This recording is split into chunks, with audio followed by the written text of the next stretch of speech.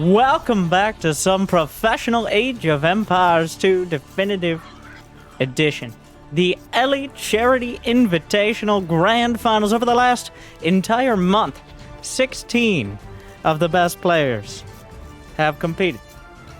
They've battled, they've brawled, they've debated over scheduling issues, but we finally found, in benefit of the Humane League of the UK, where we're raising money to make sure that we don't have to treat our animals like it's the Dark Ages. These two will battle over the prize as well. There is a prize pool on top of raising money for the charity. If you're watching live, use that ECI command. And if you're watching on YouTube, like, subscribe. Check the description below. And with that, let me describe our two players who you probably, if you follow Age of Empires, not surprised, have made it this far. First, on the right, as Vikings here starting out on Arabia, it is MrYo. One of the top players, but overshadowed a little, I think, by, if you happen to click on this video without knowing who I am, well, the person you're looking for. The Norwegian player, widely considered to be first, number one, though there is some debate around that. I think there's maybe a certain Canadian who might have something to say. But it is TheViper. He's got Aztecs for round one of this best of 9. So, I'm going to go ahead and as you know, I'm a Starcraft player, and you're probably here because of Starcraft. I'll do my best to explain the differences and the similarities. Age of Empires 2 is probably the closest you're going to get to an RTS like Starcraft or Starcraft 2, probably close to Starcraft 1. But there's a few super key differences I'm just going to gloss over a little here.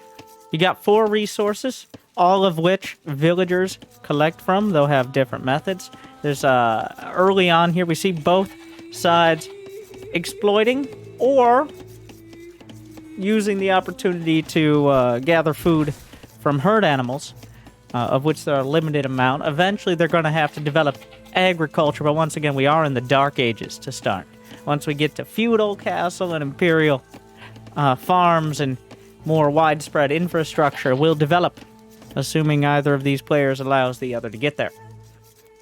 But hunting and gathering is the order of the day, and the drama around it, depending on where the, specifically the sheep or the boars, or, well, boars are deadly creatures, wherever they spawn.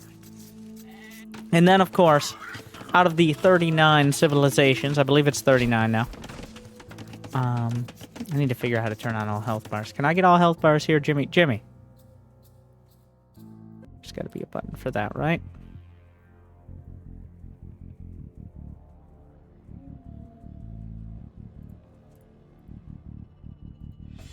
We'll come back to that. Google it. Oh, okay, ask Jeeves. We gotta have time period sensitive search engines. Jeeves probably knows. So early on, it takes a little while to ramp up. But it wouldn't be surprising, you see up here in the UI, with the capture age casting window, you've got workers, villagers, the backbone of your civilization. You have army supply. Each unit, whether it's a trebuchet or a militiaman, is 1 army supply. And you see what their current actual supply is. 21 over 25 for the Viper, and 22 over 25 for MrYo. You don't want to get housed. You got to build those houses so your people have places to leave. With little exception, well, the Huns are the exception there. I don't know if we'll see them.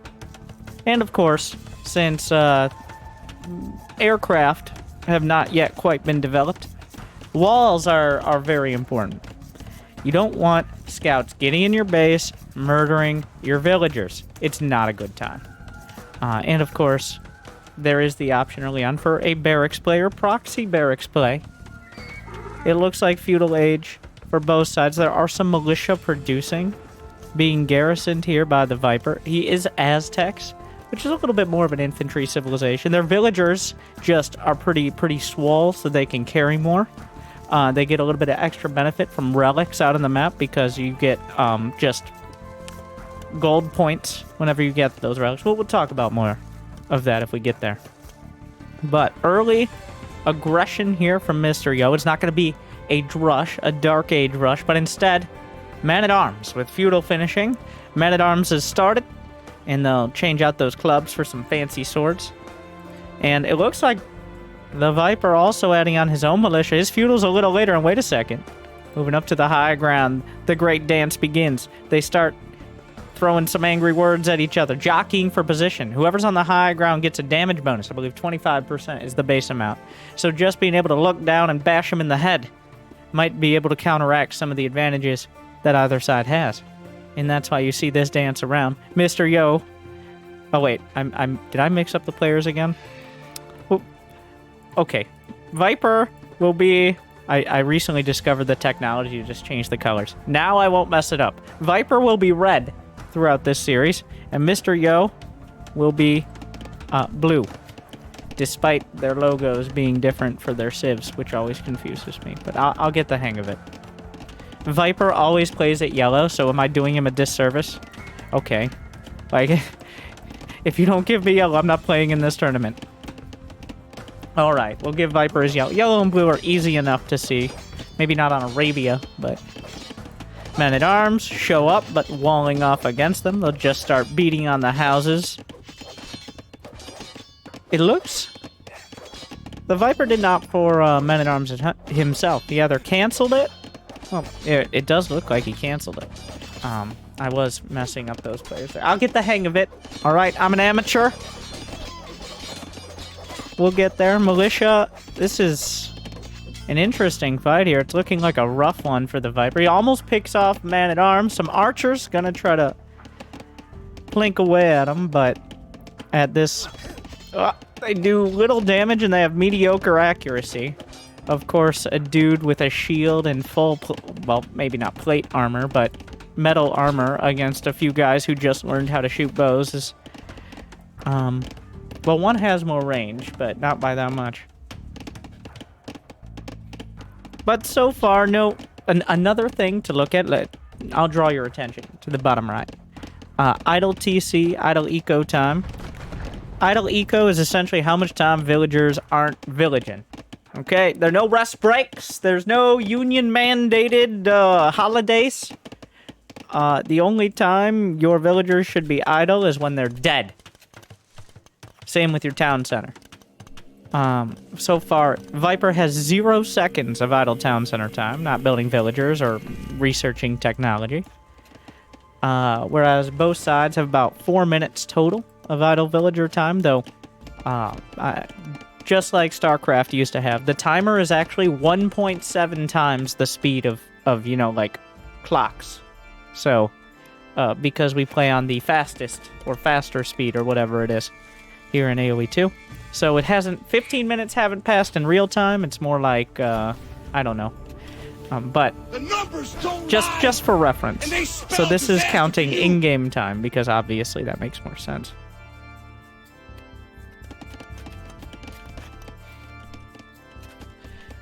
$33 villagers apiece. I would say, as the civs stack up, the Vikings... We didn't really talk about the civ bonuses here. There are so many intricate bonuses. I talked about the Aztecs a bit, but the Vikings get wheelbarrow and handcart for free. Those are researches on the town center that usually are pretty costly and prevent you from building villagers at that time. But the Vikings, they just like... They may have acquired it, in air quotes, from other civilizations. So they do not need to research it, which is a pretty nice economic boost and makes it easier to smooth out the buildup of your economy. There's no slowdown in villager production, and they just continually get wheelbarrow and handcart both increase the amount your villagers can carry, for obvious reasons, and the speed at which they move. So you just gather those resources more quickly, because it all comes down, it's on the backs of your villagers, okay? The means of your production. We've made it into the feudal age, both sides walled off. The Viper with... he's got gold money on the way. He started castle.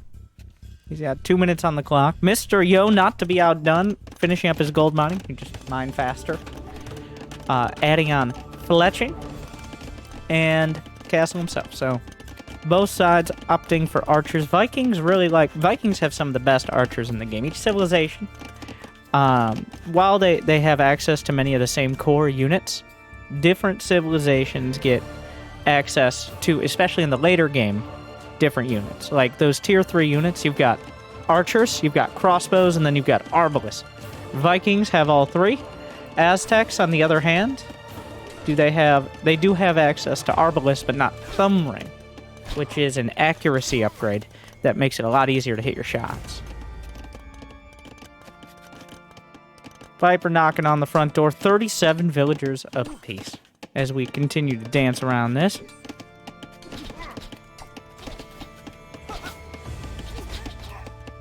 There's also the one thing to consider in the castle age, because it looks like we're going to make it there. Nobody's researching, or nobody's mining stone right now, which is important for castles and for additional town centers.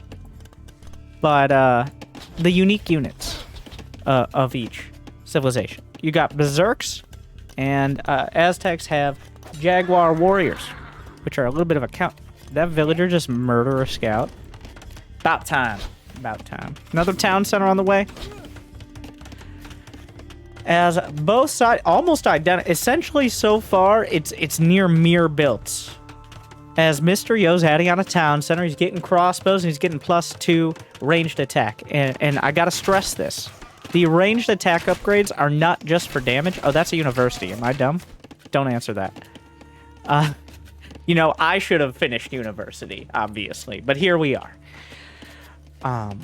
We'll talk about that in a sec. But the ranged attack upgrades also add range. So being able to both do more damage and potentially outrange the opposing archers is a huge deal. The ballistics upgrade is on the way for MrYo, which increases significantly the accuracy of ranged units like archers and skirmishers. Whereas the Viper, on the other hand, he does not have a university. He's researching archer armor. He's got 14 crossbows of his own. Thumb ring and ballistics. These are incredibly... The effective DPS of the crossbows here for MrYo is going to be a lot higher, unless a bunch of rocks hit him in the face. From this Mangonel. Mangonel, the disruptor. Both of your build order and for comparison, that Mangonel gonna force Micro out of MrYo. The Siege Workshop just rallying across, not too far at all.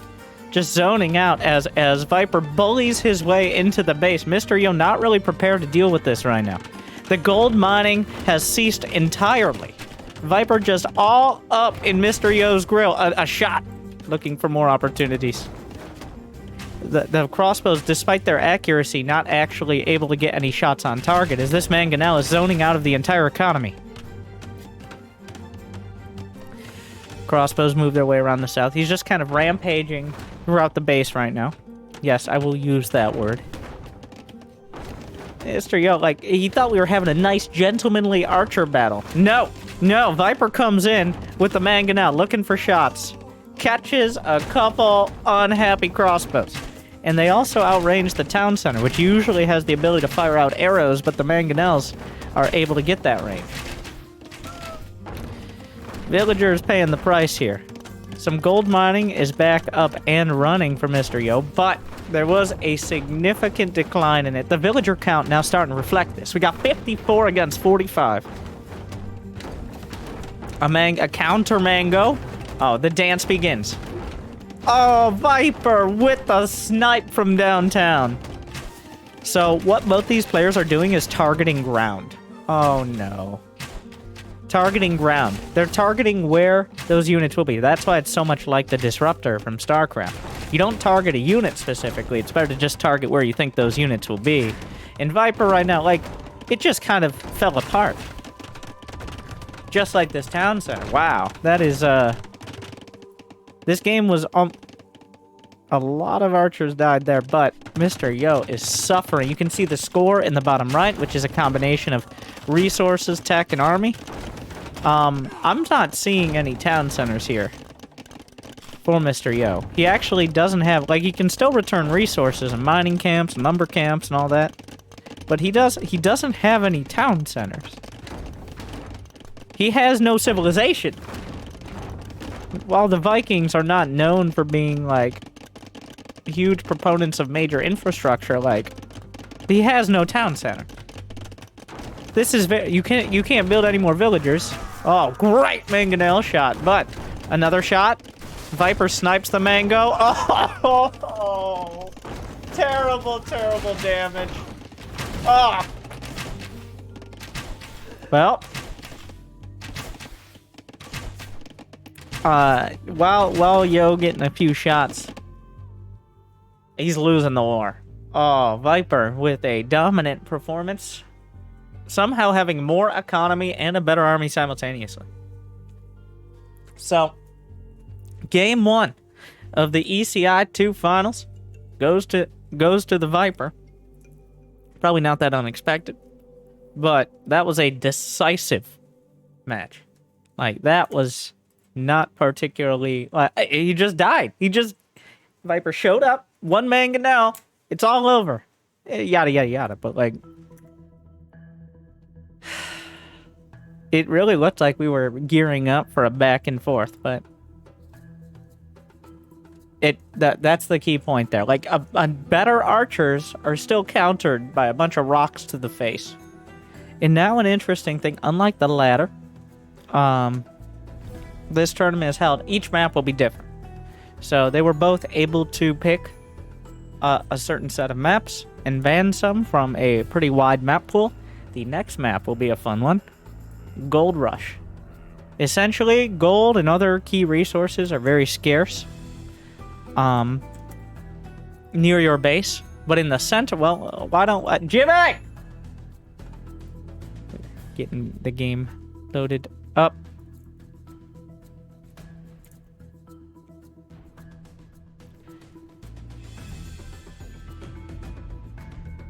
Game 1 going to the Viper.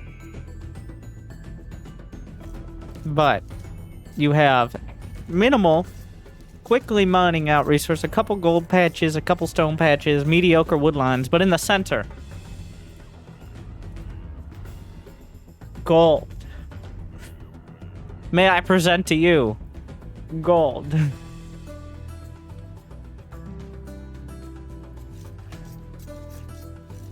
Let me introduce first MrYo.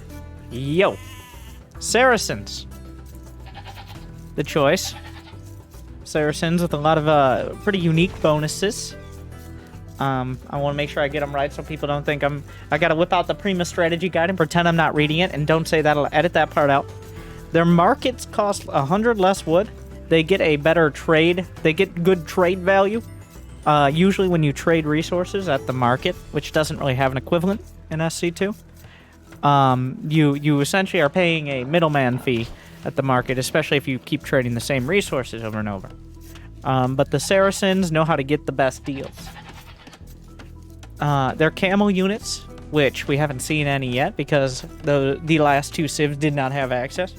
Their camel units, which are great counters to cavalry, get plus 10 HP, and they have my personal favorite unique unit, the Mamluk. Alright.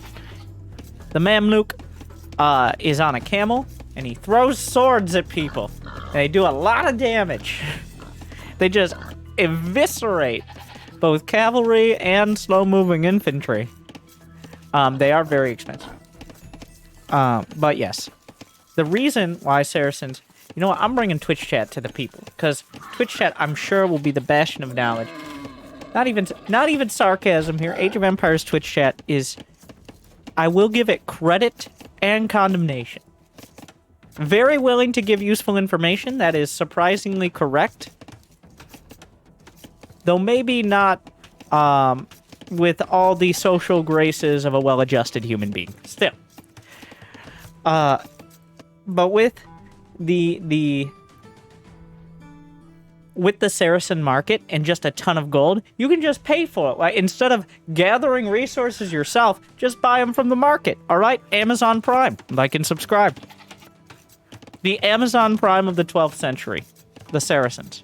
You need something? Just go to the market, pick up some food, pick up some wood, whatever. We got gold. Well, we'll see if he has gold, because the Viper is Ethiopians. Okay. Ethiopians, also a little unique. Archer civilization. Their archers fire faster. Cool, cool, cool. They get extra gold. They get essentially a free rebate when they get to the next age. They get 100 gold and 100 food. Each age up. They get free pikemen, which is just, you know, like, that's cool. They get a lot of weird discounts, all right? They're the couponers. Extreme couponing of Age of Empires 2. They get royal heirs. Wait, no. They get Shotel warriors, which... Are those the ones that run super fast? Yeah, high attack and fast training speed. Essentially Zerglings they get out of their castles. Which, I'm not sure how much that's going to factor in against the Saracens. But, I mean, cool. And they have Torsion Engineers, which increases the AoE of their AoE 2 splash damage units, like Mangonels, their upgrade onagers, trebuchets, I'd assume. So, cool means. And then another thing to point out, I just want to bring this up as the militia come across real quick. And just show this so people get an idea of what I'm talking about. Yeah, so World of... That's Jimmy! Each civilization... Oh, the militia are getting attacked by wolves. We'll get to that. Each civilization has access to some, possibly all, of the upgrades, but many civilizations do not have all of the potential blacksmith upgrades. So that also factors in to what units will be focused on as time goes on, as having that last range upgrade or last armor upgrade can really decide fights and have you shy away from going for certain units. Alright, so... Is this just a straight-up drush from MrYo? Yes, a Dark Age rush. He's got militia. No feudal age on the way. He's getting up in Viper's Grove. Viper has obviously figured this one out, as he's walled off his entire base already, or at least all the key parts. So you got a couple choices when faced with militiamen at your door. One is to simply wall off your resources. A lot of players will choose that, depending on how it's set up and how early you scout it. Or you can just start walling off your base. And Viper correctly realized he had enough time to wall off his whole base as MrYo's across the entire map here. So he's chosen that option. But now what is the up and down sides of this? This means both players just now getting feudal age. We got 26, 27 villagers. That means it's very likely we'll see both players kind of sit back with their walls already set until they get towards castle. I think it's unlikely there will be a significant aggression follow-up from either player until castle age. Oh, just, hey, there's a pond over here. How convenient.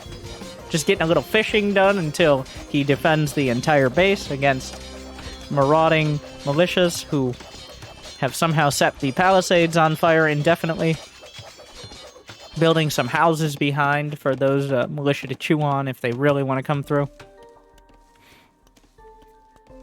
But that idle villager time, you gotta minimize it. Alright, so it looks like MrYo has forced the game into a more defensive state, which I would say the Saracens especially, like, you want to get to the castle age, you want to get the market running, you want to get that gold. You're an investor, okay? You don't want a feudal age, any feudal age aggression at your door. You want to be able to develop your infrastructure, develop your economy, make those trade deals. So we'll see. Meanwhile, though, a blacksmith and an archery range. The Viper, I mean, nobody's surprised to see the Ethiopian archers. But at the same time, I don't think it's going to be significant aggression. It's very like, well, what do we got over here? Probably a market. I mean, it's essentially free. Minus 100 wood, that is effectively free. Okay, stable is done. MrYo is just making deals already. You see it right there. Boom, boom, boom, boom, boom. Castle Age started. But the Viper, 20 seconds ahead of him. Managing it a little better. Well, maybe not a little better, but just being in a better position to do so. So between the marketing of MrYo and the economy management of the Viper, well, here we are.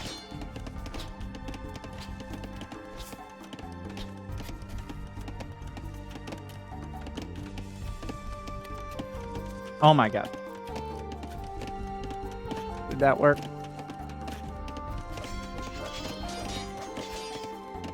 I think I figured out how to do. I'm getting health bars.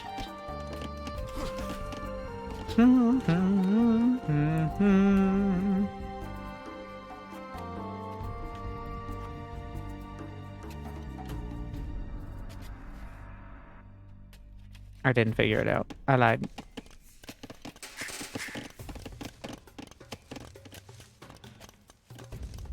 More marketing. Is that Bloodlines? Not surprised to see that. Saracens?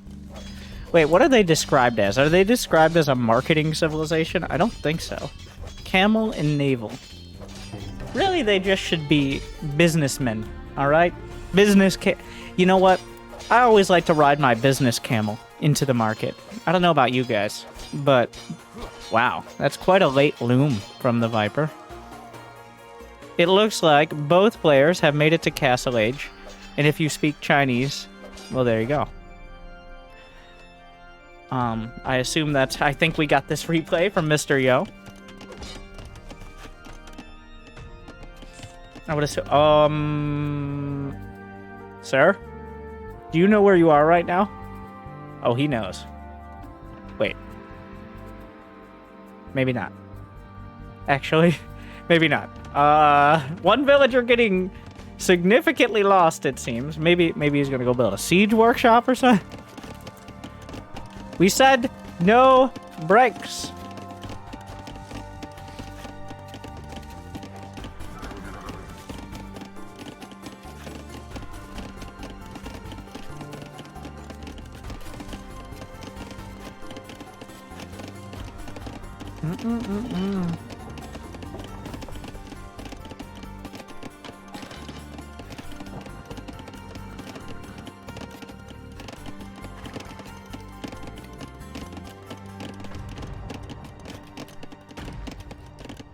So many exciting things happening. There is no health bar hotkey. Okay, that's fun. Is that a monk? What are you doing here? Wait, what? I'm sorry. We missed. That ambitious villager, a monk convinced him, or maybe some arrows to the face convinced him that maybe building a siege workshop in this zip code is probably not the way to go. Or maybe the villager actually just walked away. Okay. And will now build a house for himself. He doesn't like other people, so it will be out here. This crossbowman also doesn't like the other he's not like the other crossbows, okay? He's the only one who was hurt in that last battle. But the knights, the Saracen knights, on the way. The crossbows do have Bodkin, and they're two... Oh, this guy. I need this relic for Jesus! Or... you know, like the sun god or something. Oh my god, the crossbowman trying to murder the hermit villager, but the hermit villager protected by his valiant knights. But now the duel will begin. Whether or not the Viper can convince those knights they're on the wrong side, or the knights are able to run down the monks and the crossbows.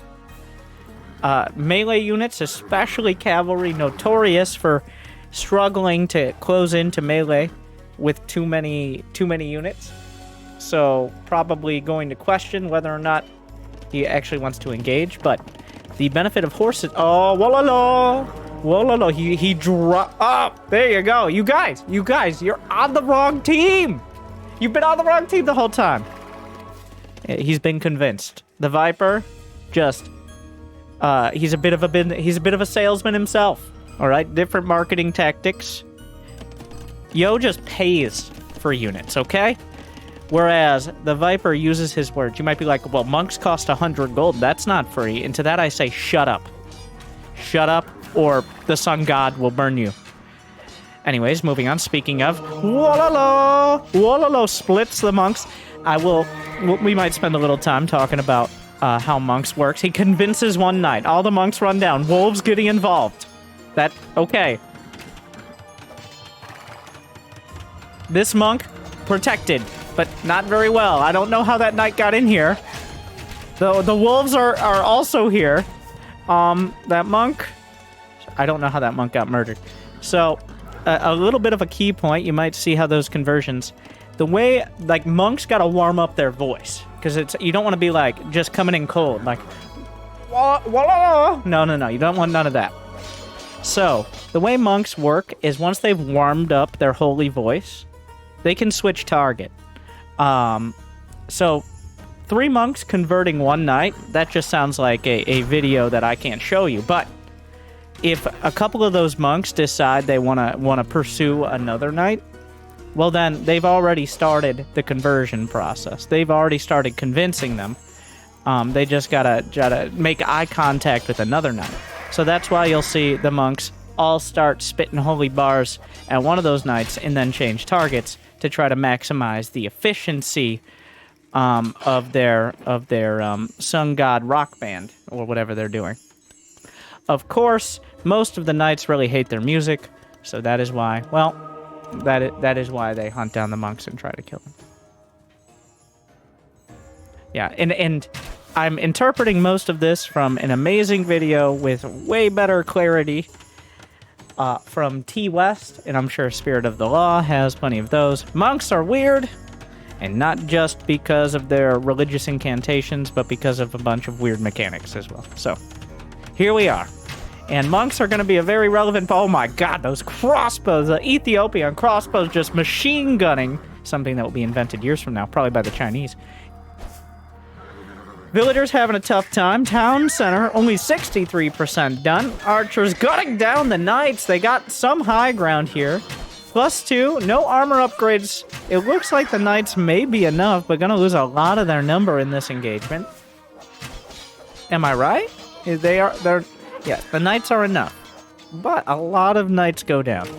Meanwhile, whoa, wait a second. That's a Saracen crossbow.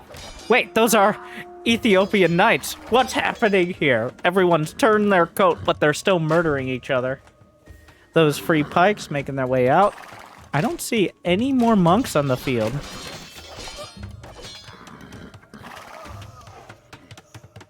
Alright, wall coming up.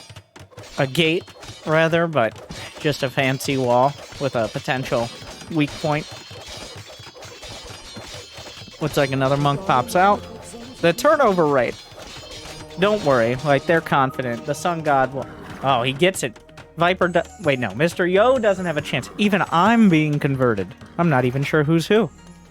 The thing is, though, the Saracens have secured the center line. The Viper with higher on score. He's got 3 TCs in his base. Whereas MrYo has been fighting over the... Wow! Okay, wait, whoa. I haven't been paying attention. I was too busy doing a poor analogy on how monks work. The villager count is 84 to 46. I mean, gold will make up for a little bit of that. But MrYo has to lay on the pressure here, or the economy is just really rough. The gold will help. You see a lot of marketing happening. Mangonel targeted down. Bit of a confusing engagement. More monks coming out. Knights switching sides mid-battle, sometimes multiple times. In fact, we may see it here. Scorpion. This monk is on cooldown, but he just deletes it instead. That is one way to go about it. Viper doing some marketing, but MrYo is pushing forward. He's got the knight count. There's only a handful of crossbows and pikes here. Viper is trying to hold on, but MrYo, he's laying on the pressure. He knows he doesn't have the economy, so he has to make up for it by just trying essentially to win the game. The stone at the front, there's almost enough for a castle, but a high ground castle will be looking down on the stone. He is committing to it. There's nothing to stop it for right now. The Viper invested so much in his economy, he's neglected just, well, mostly stone mining.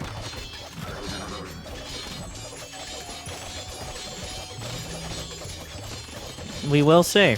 Now, I'm excited because usually when this happens to me, I am not far from dying. The castle on the front door, your stone essentially cut off. It's real unfortunate for Viper that both of his stone piles, like for comparison, MrYo's are behind his TC. So, a good exploitation of the map here by MrYo. Viper moving around. He's got... Does he have any armor? He has +2 armor on the pikes. He's got +2 attack on the crossbows. He's got great upgrades here. The scorpions doing that pierce damage through everything. They won't last long, but they hit a lot of that infantry. A battering ram starting to bash through at least one archery range. Viper still maintaining a significant score lead, essentially off the back of his huge economy. He's got 124 to 70 supply, but that is almost entirely in villagers. Now, you can't... It's very... It's hard to gauge here, because the Saracens, with this much gold... He's got 31... Essentially, MrYo is just bankrolling his whole economy with his gold. He is doing exactly... I was partially exaggerating, I thought. But no. MrYo is essentially just mining gold and using that to pay for everything. Meanwhile, the Viper just trying to hold on for now. And since he was able to get into the gold mining, the castle was pushing Viper. But not protecting the gold. One mangonel shot, though. Could change everything. If Viper's watching, probably won't. But killing even a handful of those crossbows might close the distance for the knights. He needs to mine the gold. Right now, he needs income. Okay, you can't go into debt. Doesn't work like that. Did the wolves stop this relic from ever getting returned for the Viper? Wow. Okay. Alright then. Viper moving in towards the main. Now this puts a timer on you. Oh. The knights, they're fighting pikes, which is not an ideal trade. Obviously the pikes, well, they're designed to kill things like knights. But numbers matter. Viper getting into the base. MrYo has to figure out what he's doing now or never. Like, what are we doing? Are we gonna go for the kill as Viper's stabilized? Or coming back to defend? If he comes back to defend, then essentially Viper... Well, he's already got Imperial on the way. He's got Imperial on the way. He's got Skirmishers, which do extra damage to archers and pikemen. It's just a good filler, a trash unit that doesn't cost gold. Only food and wood, which are two sides of the same coin once you get some agriculture running. MrYo is, it looks like things are going... Oh, a mangonel came back. Okay. One mangonel is a significant deterrent to units that move this slowly. The map is starting to get a little more confusing now. Viper's still with a huge economic advantage. But the center, the gold has been... Technically, Yo could put his entire base in the center, and the Viper could take the rest of the map. And that wouldn't necessarily be a losing position. Because, like, 95% of all of the gold on the entire map is in the center. There's a reason the map is called Gold Rush. So, the gold rush for Yo has been largely successful. But Imperial Age is complete. Are we going to see a trebuchet immediately? Yes. He wants to knock out this castle and open up an opportunity to knock Yo off the gold. But Fort Knox over here has yet to come together or exist, as it is like the 12th century. Is he just building? He's building houses out here. I mean, why not? For vision as well. Yo is still down 50 supply. The mangonel being chased. The pikes will take it out. And that castle is not Yo's. This is it.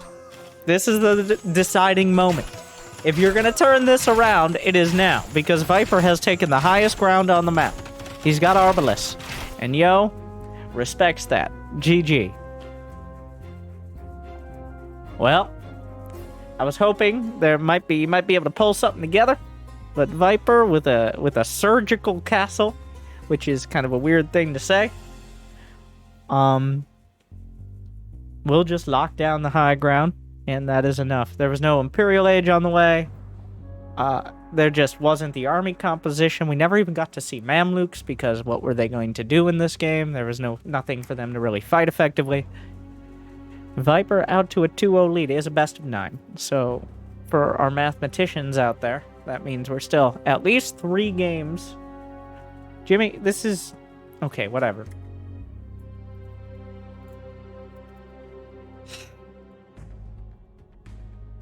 Two pretty decisive games on two relatively... I hesitate to say standard, because Gold Rush isn't usually like that common, but it is one of the more common non-Arabia maps, so... Alright, going into Game 3, but overall, it's not looking great. Use that ECI command if you're watching live, or, of course, check that description.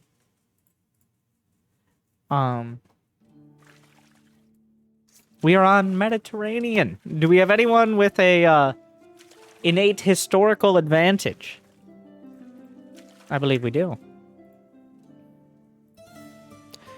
Did I have it for the wrong player? Oh my god. Jimmy! Come on! There are only 2 players! Anyways. Yo with the Byzantines. Around the Mediterranean, whereas Viper with the Huns. So this is quite a matchup. Why? Well, yeah. Oh, Jimmy, bring up the strategy guide. We're doing the strategy guide.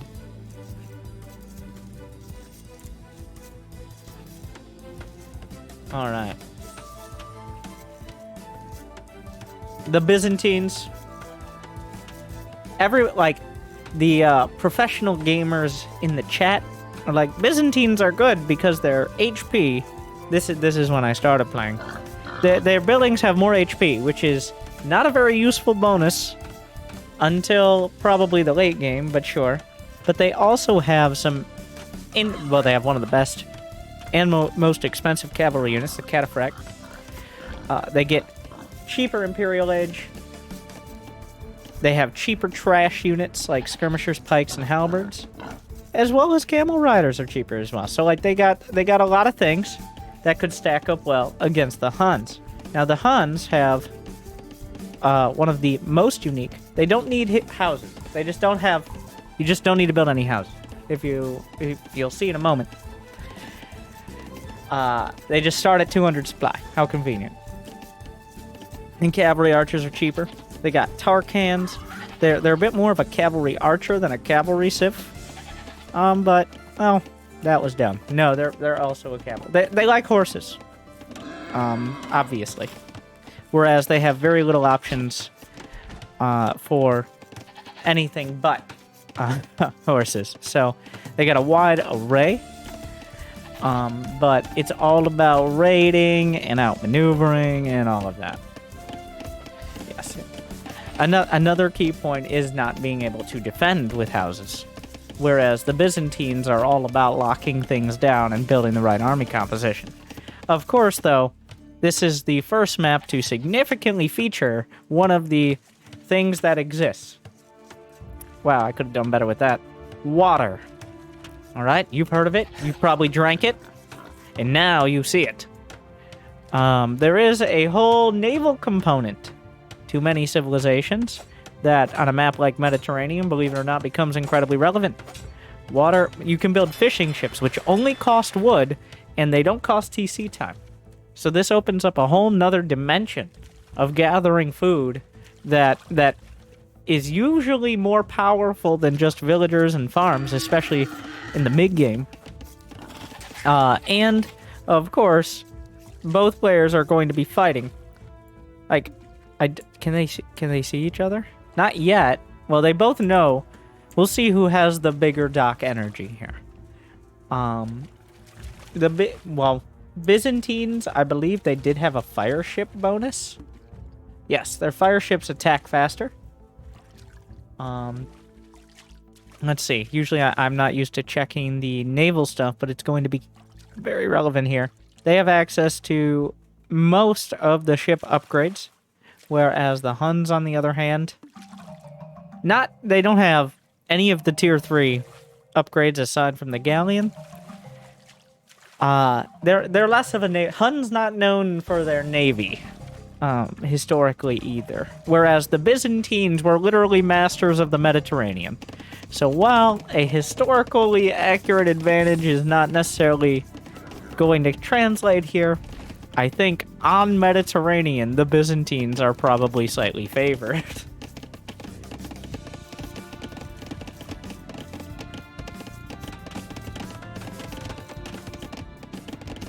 I'm interested to see when we start fighting the naval battle. It looks like no drush, no barracks play from either side. The scouts getting a lot of information. It looks like they're very close together, and that's because they are. The thing is, units take a long time, even with horses, to really trudge their way over there. So right now they're just kind of eyeing each other and wondering who's going to make the first move. And I think it's very likely we're going to see Viper try to get some aggression. Scouts are an obvious choice. Try to make sure that MrYo is unable to secure naval superiority with those Byzantine fire ships and all that. The thing is, though, Viper has 4 fishing ships as part of his account. He's not building more, despite having the resources, which means he's likely saving his wood for something like a stable. Or a fire ship. A stable and a fire... You know what? Why hadn't I considered this? He's building a galley. Okay. Whereas the double dock plays from MrYo, who's building 2 fire galleys. Fire galleys are actually the counter to galleys, if I remember my Art of War training. But demolition ships, the banelings of the sea, are the counter to fire galleys, as they have some splash damage, and they're designed to kill them. So with Viper going for a galley early, he's adding on an archery range, I imagine for skirmishers. I think Viper's just going to lay on the aggression here. Continue building units and try to bust down MrYo before... Like, the Byzantines obviously want to build up. They want to get everything secured. And Viper's going to challenge that security. The gold is out front relative to Viper, so that's not ideal. Of course, the reverse is also true, but only one of them is being aggressive. The fire ships are actually chasing a fishing ship who leads them on a bit of a chase. But scouts in the base! The town center will provide some cover. And MrYo is walling off his gold, so the scouts won't be able to get in there for now. We'll see. Archers are being built. Not just skirmishers, but archers. So even more commitment to this feudal age aggression here. Oh, galleys are coming out. Trying to snipe fishing ships. That goes... Yeah, that was horrible. These galleys were a complete waste of money. They just burn immediately. So that will slow down some things here. But he still has to worry on the ground. So MrYo has established naval superiority. It is incredibly unlikely that Viper will be able to do any sort of fishing demonstration. So he now has that advantage, which means all MrYo has to concentrate on at this stage is locking down the resources he can't get off the water. The wood and the gold. For now. He's got a tower to help protect. He built it within town center range to cover it. The scouts are still going to be running around, but with naval superiority, food is usually the sprawling farms, the berries. He's kind of reduced the points of contention to just around the back of his base now. So overall, MrYo with a solid and relatively comfortable start. Quick walling his stone. Wants some more towers to keep himself safe. He recognizes that with Viper going for archers and scouts this early on, it's very unlikely he's going to be getting Castle Age anytime soon. He's setting up some foundations to potentially wall off a high ground. Now this is troublesome. That is a well-placed tower that actually is a very convenient high ground looking down directly on the gold of MrYo. Like, that is, that ain't good.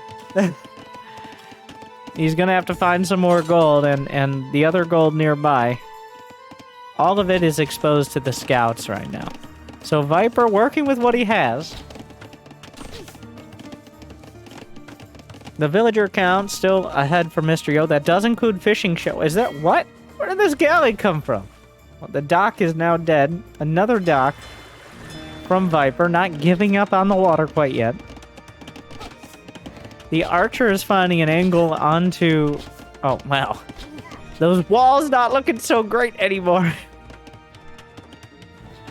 Might want a tower back there. Yo doesn't have... Oh, he builds a tower near his stone, which will take his stone.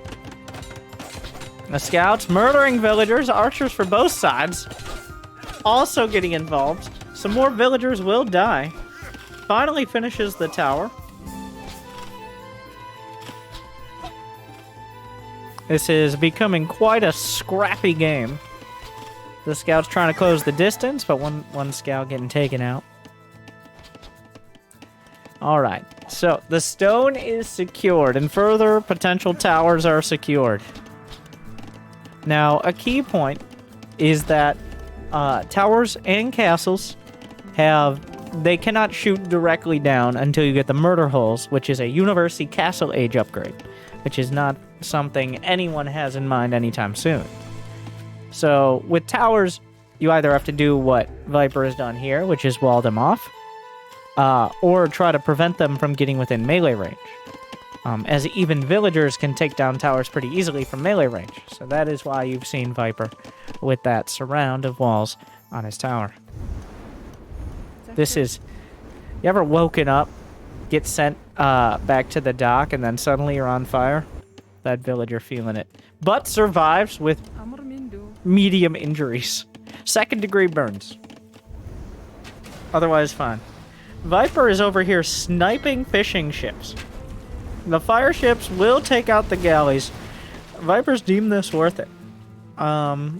He's lost several galleys in the process, but MrYo is only at 4 fishing. He's not really able to meaningfully exploit this position.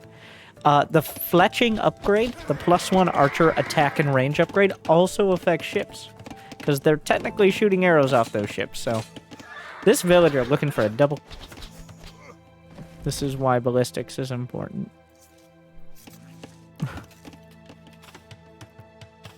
Viper still laying on the feudal age aggression. Wheelbarrow on the way. And Viper with... He gets his castle. He's kept the pressure on the water, and he's kept it on the ground. And he's able to get the castle age. Now, what major benefits will that provide? Additional town centers, additional tech, knights, crossbows. Does he have a castle opportunity? Siege workshop is also potentially... He's got 3 archery ranges. Oh my god! MrYo's fishing ships from the ground. The Viper just keeps sniping fishing ships from every angle. And that is slowing down. Yo doesn't even have castle on the way yet. What is Oh my god! Oh my god, what a play! A demolition ship! Garrison! He baits him into it! That was essentially a burrowed baneling. He hit it in the dock, pops it out, and kills 3 archers with a demo ship. What? Those are land units! I don't understand how Viper, Yo has had naval superiority for most of the game, but Viper seems to somehow still be doing damage from the water. It slips out of the dock and hits the... what a play. There's no way he was expecting that. Oh my... You just don't... That just doesn't translate. Ever since the lizards rose out of the oceans, you don't expect things like that to happen, but... Here we are. Is Viper a lizard? No, he's a snake, obviously, you idiots. God.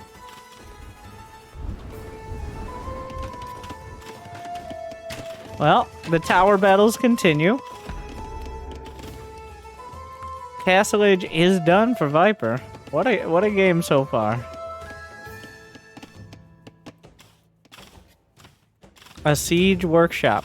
Looking to back this up. Yo, just continually, despite on paper having a lot of advantages, Viper just keeps throwing him off balance, sweeping the leg, giving twisting all sorts of things, poking and prodding from all the angles that, like literally, just an entire another. It's not supposed. There's not supposed to be that such a Venn diagram of units that are hit by demo ships. Well, Yo finally finishes castle. Viper actually, he has 3 TCs now. Wow. The aggression does seem to have slowed down somewhat, but a mangonel is completing. The next phase, castle archers, cavalry archers from Viper. Without siege, buildings are realistically difficult to take down, if you're wondering why. Archers and even infantry with swords still struggle to take down a well-constructed or even mediocrely constructed building. Battering rams and other siege devices are definitely the way to go. Speaking of siege devices, 2 mangoes pop out.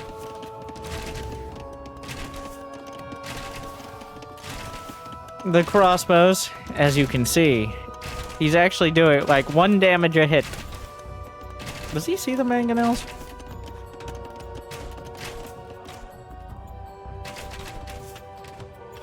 No, that's not the... Bring it back. Jimmy! Mangonels show up now.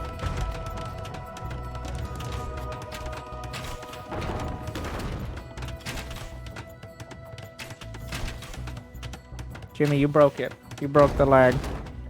The fire ships are still continuing to patrol.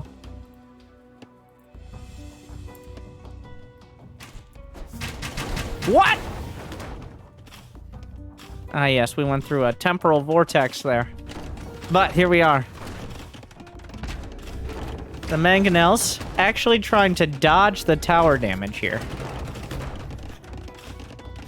And doing so quite successfully. You can't really bring the villagers up there. How does Yo reconcile this? Oh my god. A couple more. Well, wait. Oh, I didn't even see it. Viper didn't see it. I didn't see it. MrYo from the low ground, but he lands the hit, knocks out a bunch of crossbows.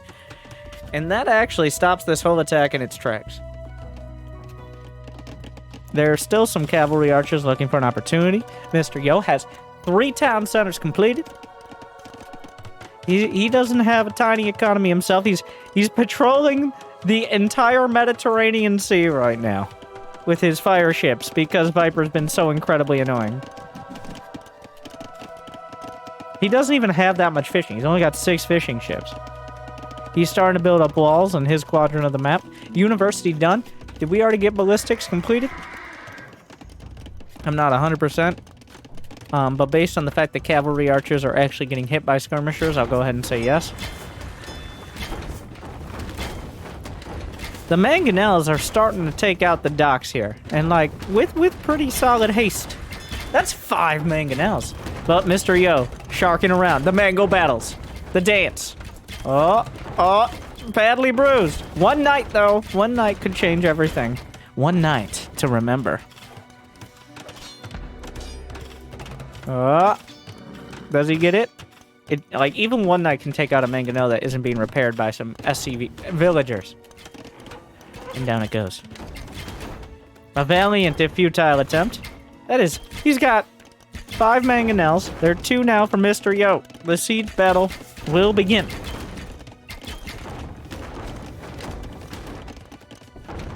Alright. Cavalry archers also very vulnerable to mangonels. There's nothing here that can really close the dead. Oh, shot! MrYo wins the trade. 1 night pops out. He's got to pop into the tower to do... Oh, well, things are escalating. That's a castle body block. But every second, this castle is building. Okay, well, here we go. This castle needs to be dealt with. You can't just let this happen. MrYo, shot, kills a villager. Oh! Hits him from the left! More mangonels. The dance. They're actually kind of body blocked here. You gotta be careful. MrYo loses one. Decent shot on the other side. Oh, the knight. The knight. Finally, a knight takes it out, and suddenly this castle will start pushing the issue. MrYo still only has 7 fishing ships. He's gonna build a castle of his own, but the fact that this gold is right out in the front, on a low ground with a high ground right next to it, like, this is such a terrible gold. And it's been a continued focal point of the game, and a continued point of pain for him here.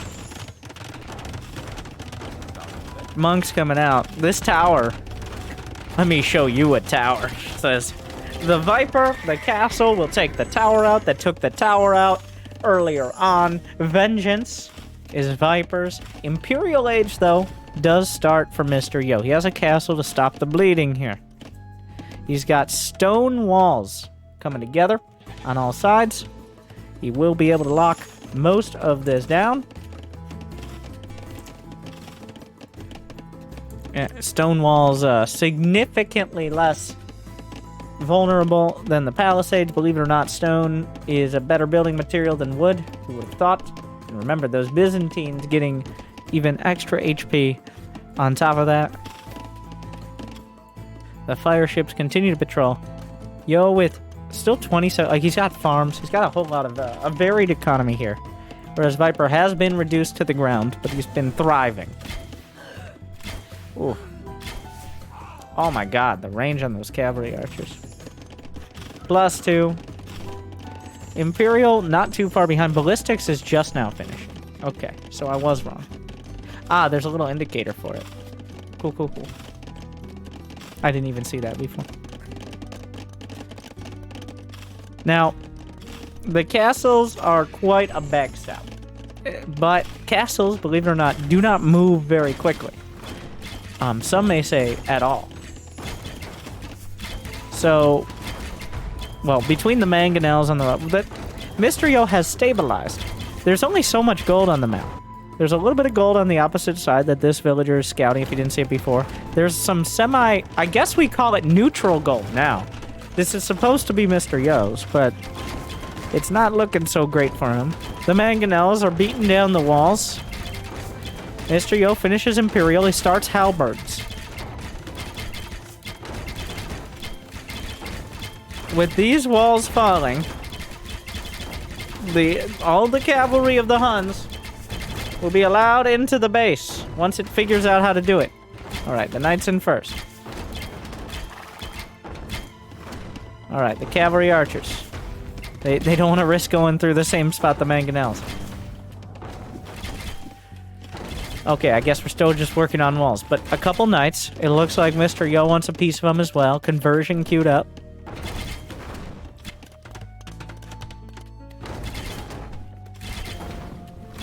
Still working on the walls. Where's that monk? It's like, I'll get there next week. I have no idea where the monk is. Oh, there it is. Takes his sweet, sweet time. Viper deletes his unit. I'd rather die than join you. So he does.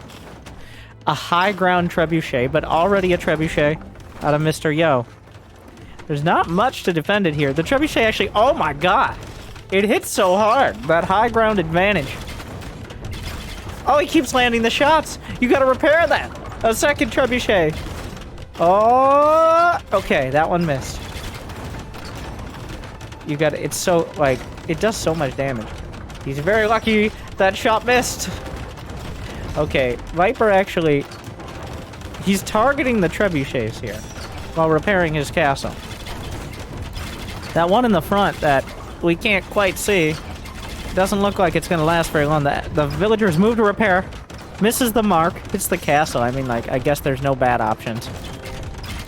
The mangonels coming up. The castle of Viper starting to take some real damage. Mangonels from the right side. Oh! trebuchet targeted. Another mangonel. Cavalry archers struggling. They're in castle range right now. The sieges continue. As villagers just pounding away, trying to replace all those lost bricks. Oh wait, the trebuchet at the front. Taken out. Only one more trebuchet for MrYo. Bombard cannons, though. Chemistry is completed. An even more mobile option with similar range to the trebuchet, but a lot harder to hit. A great counter to trebuchets themselves. Bombard cannon producing. Where's that siege workshop? Is it right in front of my eyes? Where is that siege? Oh, yes. It was right in front of my eyes. 4 trebuchet. Does he have the stone? He has 700 stone, so he can repair this for a while longer. There's going to be a ram trying to draw fire, and potentially just ram things. But the bombard cannon doing some damage. Cavalry archers trying to chase it down. Eating a lot of losses, but he's almost beaten down the castle. Without the castle, MrYo doesn't have anything stopping these cavalry archers from rampaging throughout the countryside. More massive stones fall down, and so does the castle. This Viper's still fully intact. Where's that BBC? Did he lose it? It did fall. He lost a lot of cavalry archers, but with the castle going down and the bombard cannons. On the other side, MrYo has walled off parts of the map, but he's continually losing his infrastructure. That was MrYo's only castle. He's had control of the water, but he hasn't really been able to exploit it. Still only 10 fishing ships. Halberds come up. Or pikemen. He doesn't have halberds. You know, the trebuchets in range, potentially, of the town center. Bombard cannons starting to trade shots.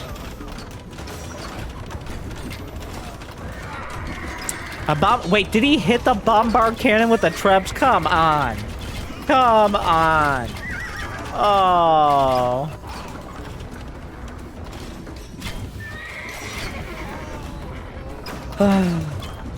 This is... The trebuchet is just not taking no guff right now. MrYo down almost 2,000 score and down 3 games. It really looked like Viper just... I mean, the demo ship killed archers. Viper using every tool at his disposal. Whereas MrYo, like, on paper the whole time, he should have had a better position. But Viper doesn't... The Huns don't know how to read. Okay? And it doesn't care what your silly paper says. Another rough game for MrYo. Oh, a follower. Thank you, Beta. Is that all? Beta Sigma Omega is chilling for 10 months. 10? Make sure, use that ECI command as well.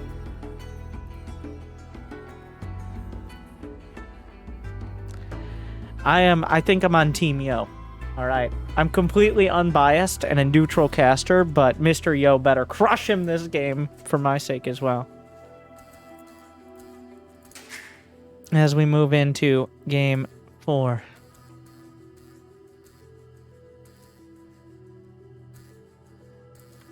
On Acropolis. Jimmy, to the match.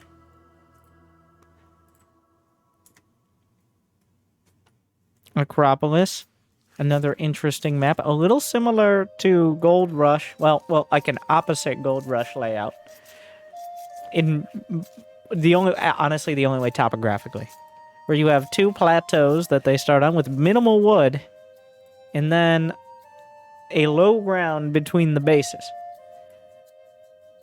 It creates, like, you kind of have the fortress dynamic, but most of the valuable resources, gold and stone, especially stone, and larger patches of wood, are on the low ground. So while your production and your basic economy can be on the high ground, you gotta brawl it out. So it definitely, I've had some interesting games on it. I think it's a pretty cool map. And now, we gotta break down the civilization. First, leading 3 games to 0 in the Ellie Charity Invitational Grand Finals. A it's not all charity. Unless the charity is, at this point, looking like the Viper's bank account. Because first place prize gets, I want to say, at least $1,000. I think it's 1,000. So, while we're raising money, as well, over almost 6,000 pounds. We're using pounds for that, because it is in the UK. But the Viper has Franks, the premier cavalry civilization. They got 20% more HP on those horses. They're not afraid to show it, as well as castles on discount. Like, if you had a coupon, if you had a promo code for any building, all right, like hashtag rock hard Franks, you know what I mean? Like that, their stone is just better. Their castles are built different, and by that I mean for 25% less stone. So that is a key point, even getting into the mid game. On top of the fact they have those better knights. Now on the other side, the Bears for MrYo, who I will bring up here, because I forget exactly the details. I know they're a camel civ, but let's get the specificals. Their villagers move a little bit faster. Their stable units are a little bit cheaper. I don't think the ships will factor in here. They got access to all upgrades across the board. But they don't have paladins. They do have heavy camels. No halberds, but some champions. Like, hand cannons are also on the table. They're a bit of an all-round. Alright? You got a lot of options. So, maybe not a direct counter to Franks, or vice versa, but like they do have options.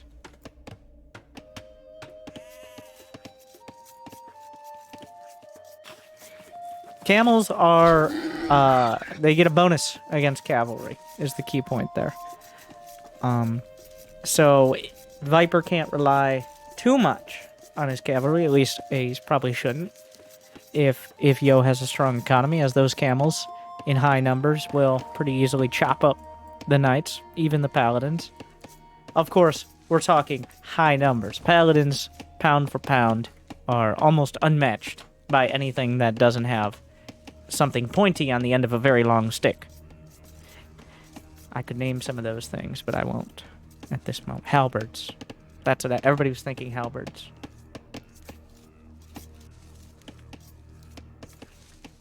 Dude, okay. Idle eco time! Almost a full minute for both sides. Okay, just a split second as they lure in their animals.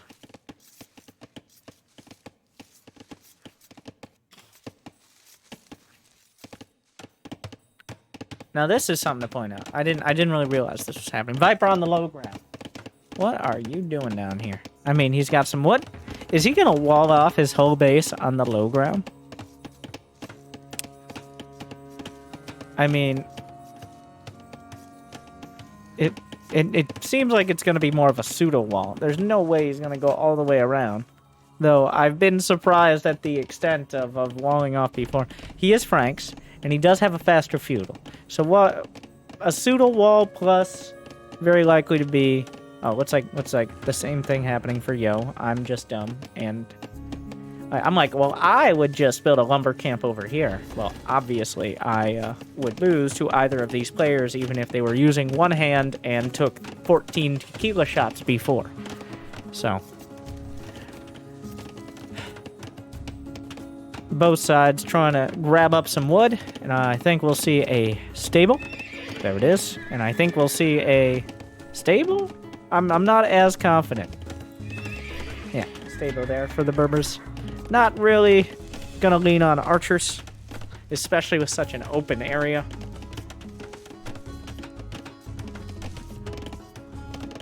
It looks like it's time for some scouting.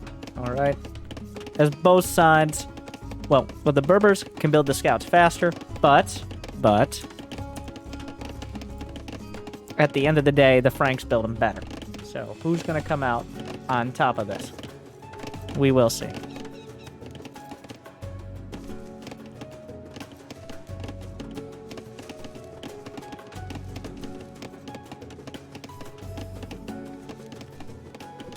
spears out the stable. It is complete. Like, there's just 3 scouts and 3 spears to 2 scouts and 2 spears.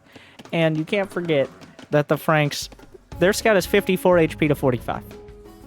Like, it is just, that is at least another hit from scouts. Just generally more HP.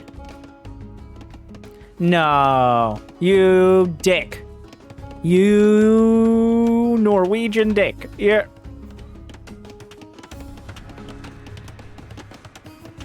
Does he see it? I keep doing this. I clicked on the wrong thing. I changed the color. I'm actually not sure how to change the vision. It makes me very sad. But I have to assume he doesn't see it, otherwise he wouldn't be sitting here. It's behind the wood line, which does block vision. This is disgusting. Like, oh no.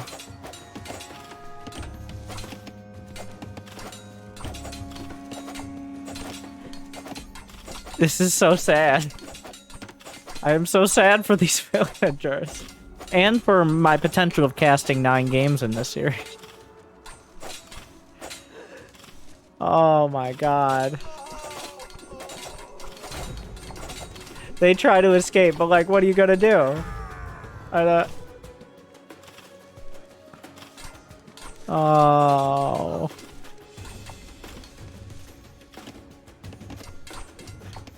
So Yo is just down 3 villagers now, which is not good. These scouts need to get involved somehow. Like 10 wait. No, okay, I was reading the numbers wrong. Yeah, 4 villager deficit. The one bonus, I guess, is that Viper, these villagers that were building this weren't mining. They weren't chopping wood. They weren't doing any of those other villager things that are less murdery. That is the one potential saving grace. So it isn't as massive of a deal as it does seem to be. It's not good. But I guess, like, that's your consolation. That's, like, your caster. I mean, like, the villagers did not, like... You know, like... And there you go. Alright, counter kill. Gets 1. Well, not without blood paid. Oh, they're chopping up a deer. Bringing something home besides the blood on their hands. The blood of a deer. They're covering it like they aren't murderers. Or at least accessories to murder.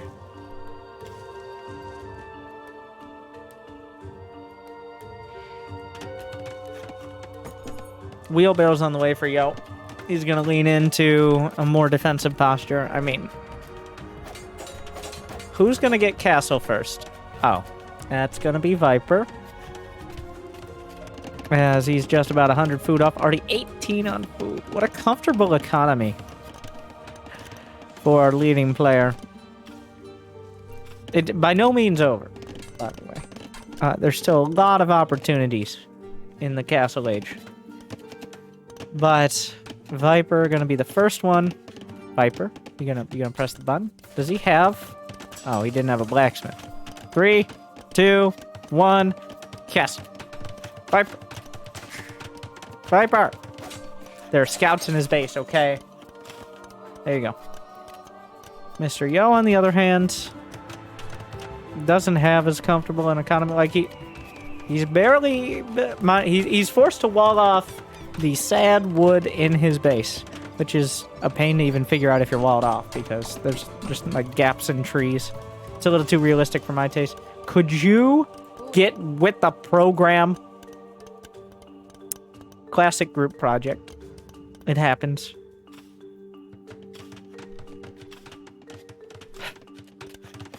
Market is done. Yo selling some wood. Gets the food. Hits the castle. About a minute behind. Not a devastating difference, but...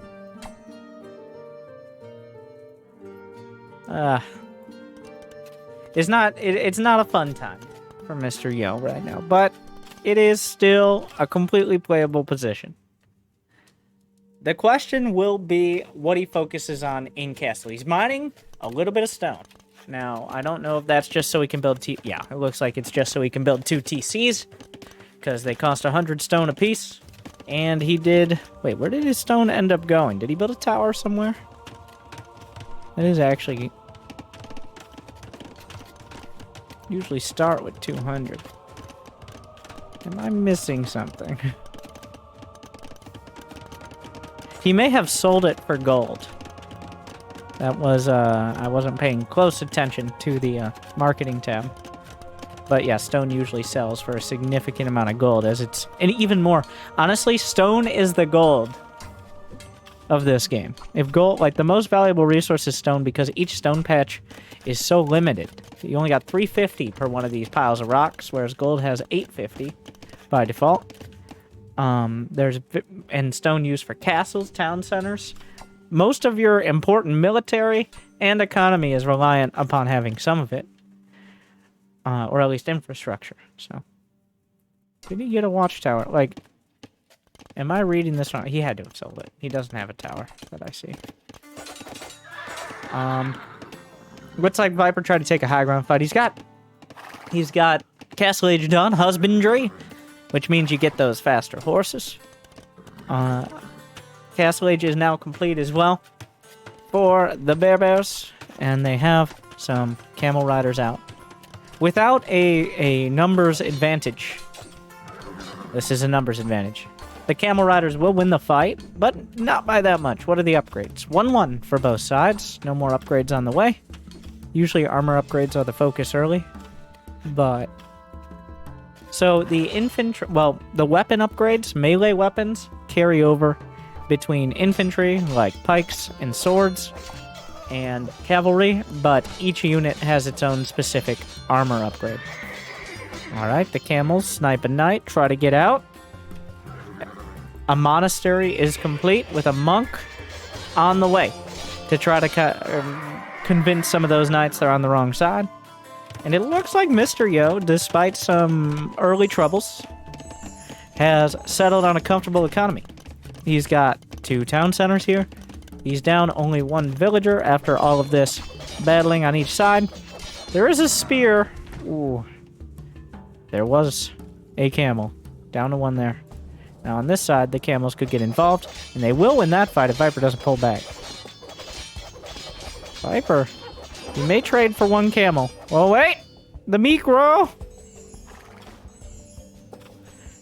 The chase. Oh my god, the camels are just faster. Gets the knight. Gets out of there. No losses. And the monks, through their holy incantations, can eventually... It takes a long while, but, like, they do heal units. It just takes a bit. It's not a very, like... It's not a super efficient process, but, like, through the inspirational words of the monks, they are eventually healed. Praise be. Or maybe just through, like, natural... You know what? Don't bad talk the monks. They're gonna do their monk mind tricks again. Wow. A double TC. Over here. I mean, there's... where else are you gonna put it? Well, I would have... Interesting. He just decides to put it right next to the wood. Wood at kind of a premium more than most other maps. There are large stands of trees. Each tree worth 100 wood. So really, in the grand scheme of things, like, there aren't the huge wood lines you'll find on other maps. And most of the wood lines, except in these back quadrants, are contested. Okay, it's not rare, but it's there's a little more thought put into it than some other maps. Alright, I don't want to look too dumb. I'm going to make a very medium statement. Like, it's a little different. It's kind of the same, little different. Okay, stop talking. We're done talking about that for now. Now we'll talk about these scouts. Yep. Maybe trying to get a free monk in there. Scouts do extra damage to monks while resisting conversion because they're heathens. The knights just, well, Viper focused most of his defenses over to the south side of his base, southwest. And that means that there's no one protecting his farmers. Thank you, Val. Val's from Canada is chilling for 1 month. Suddenly, Like, MrYo's locked down. He's got a decent spread on his TCs. He can cover a lot.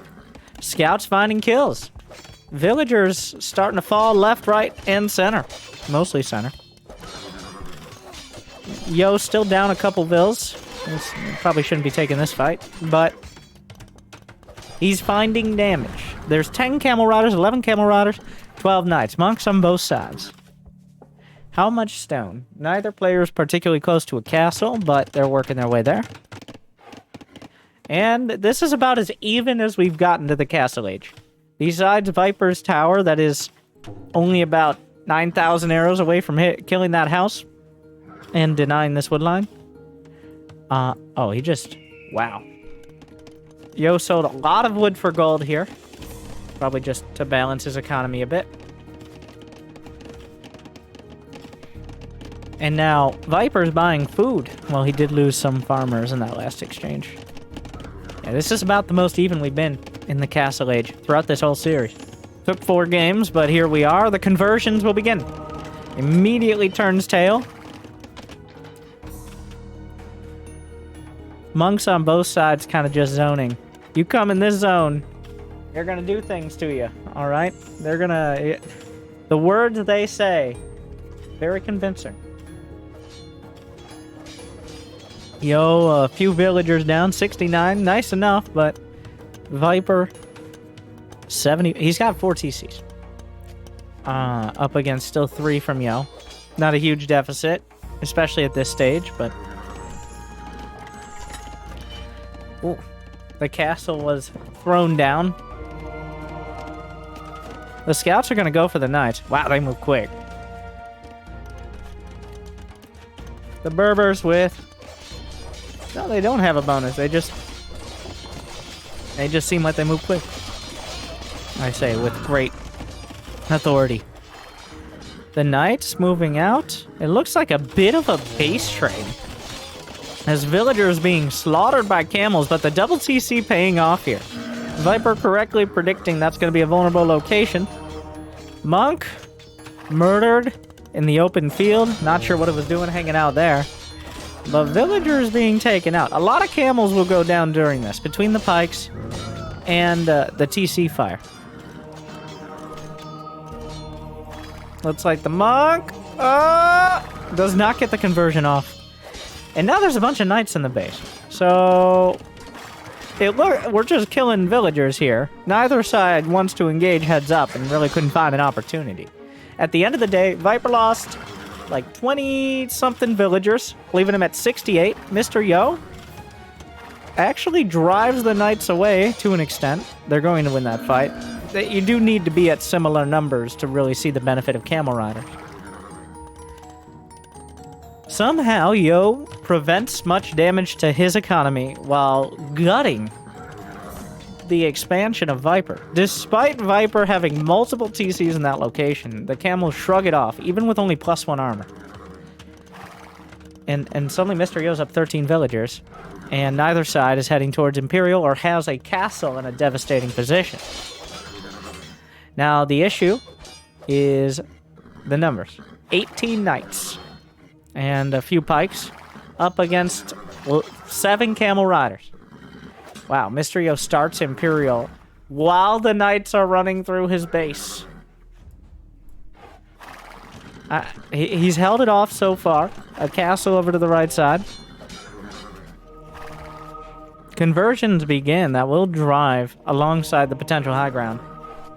That Viper kind of... Well, he's waiting for his knights to get an opportunity to attack. But... splits the monks off. But what's the long-term goal here? Oh, monk murdered. Are the camels just gonna run to the other side?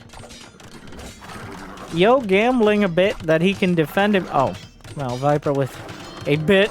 Okay, a bit. A very forward castle looking to deny the southern expansion. He just kind of jams it. There was just enough space for a castle here. Viper slips it in. Viper has a castle of his own back at home, which will turn the camel riders around. A bit of a confusing exchange. They both kind of run around each other. Viper just kind of securing this location, whereas the camels are finding their way into the main. The town center has 15 villagers inside, and those villagers are starting to get very concerned. Villagers pop out. We'll try to repair. This is a delaying action at best. The camels are running through the base of the Viper. Imperial Age is done, but at what cost? As right now Viper is all up in Yo's grill. Will he start? He's building camel archers. He's garrisoning those camel archers. So the camel archer is the unique unit here.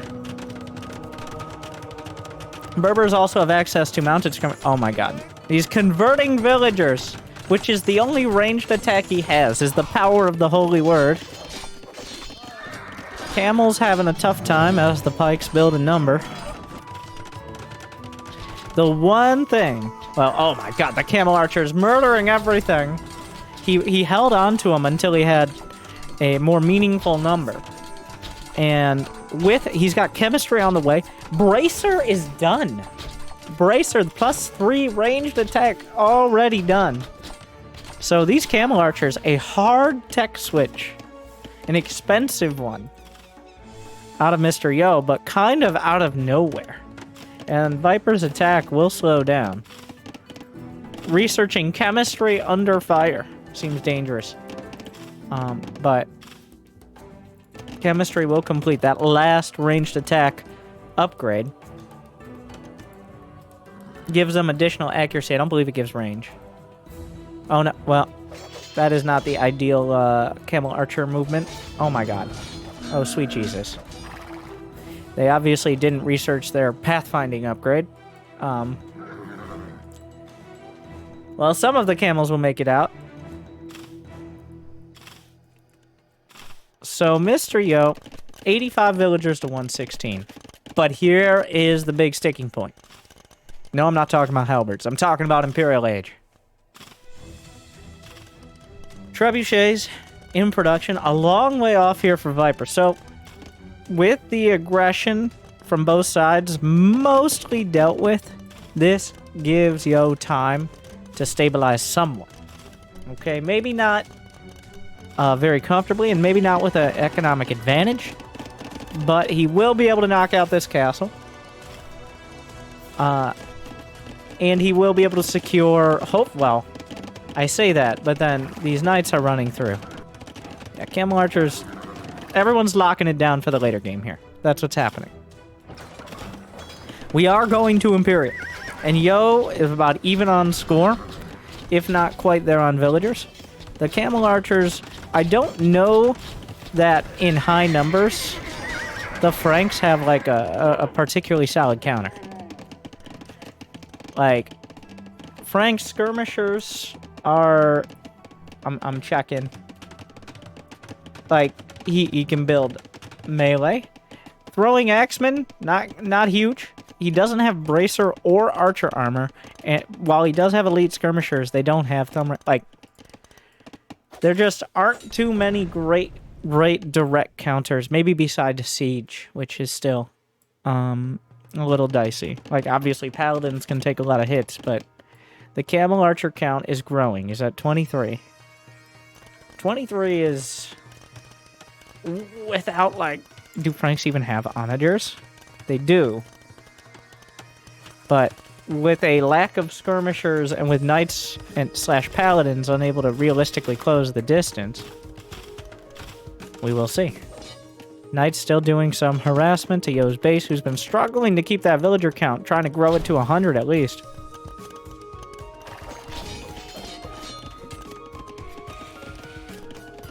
Camel archers are running in, and for now, I'm not entirely sure how Viper plans to deal with them. Like, we're not really seeing much of a counter here. Meanwhile, the knights are still finding kills, which is real unfortunate. Cavalier's done. No paladins yet. Not a cheap upgrade. Capture Age would be great if we couldn't We got that Windows 98 FPS. Just pretend you're watching this on a 15-inch CRT. That is almost certainly beige on the outside. And then it'll be more realistic. These camel archers keep finding the direct angle through the knights and cavaliers. Like, this is not the first time this has happened. Unfortunately, MrYo not paying very close attention, though I'm not sure what the alternative would be, as that is a lot. He's got 34 cavaliers on the mount. Jimmy, can we turn it off and on again? Alright.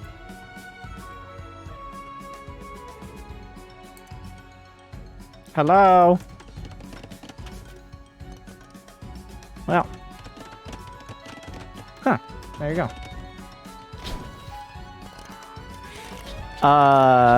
Yeah, this couldn't last. Stone being gathered, this battle starts to escalate. Meanwhile, camels and cavaliers. The camels could win that fight until a couple halberds get involved. Well, they're not halberds yet, just pikes. Camel archers cleared away. More camels in the front, and that's trebuchet. The cavaliers way off to the side here. He's 32 cavaliers. There are 3 battering rams, I think, for mostly absorbing fire from the camel archers. The cavaliers not even going to try to engage this frontal push, but instead run around going for the economy again. MrYo just got back to 100 villagers. He won't be staying there. At least if the cavaliers have their way with it. Yo balancing his economy with the market. But now we are seeing, finally, Yo trying to force an engagement. He's got 31 camel archers to 31 cavaliers. In a heads-up fight, the camel archers on the open field. Oh. The battering ram actually gets the trub, as there's not enough melee to stop them.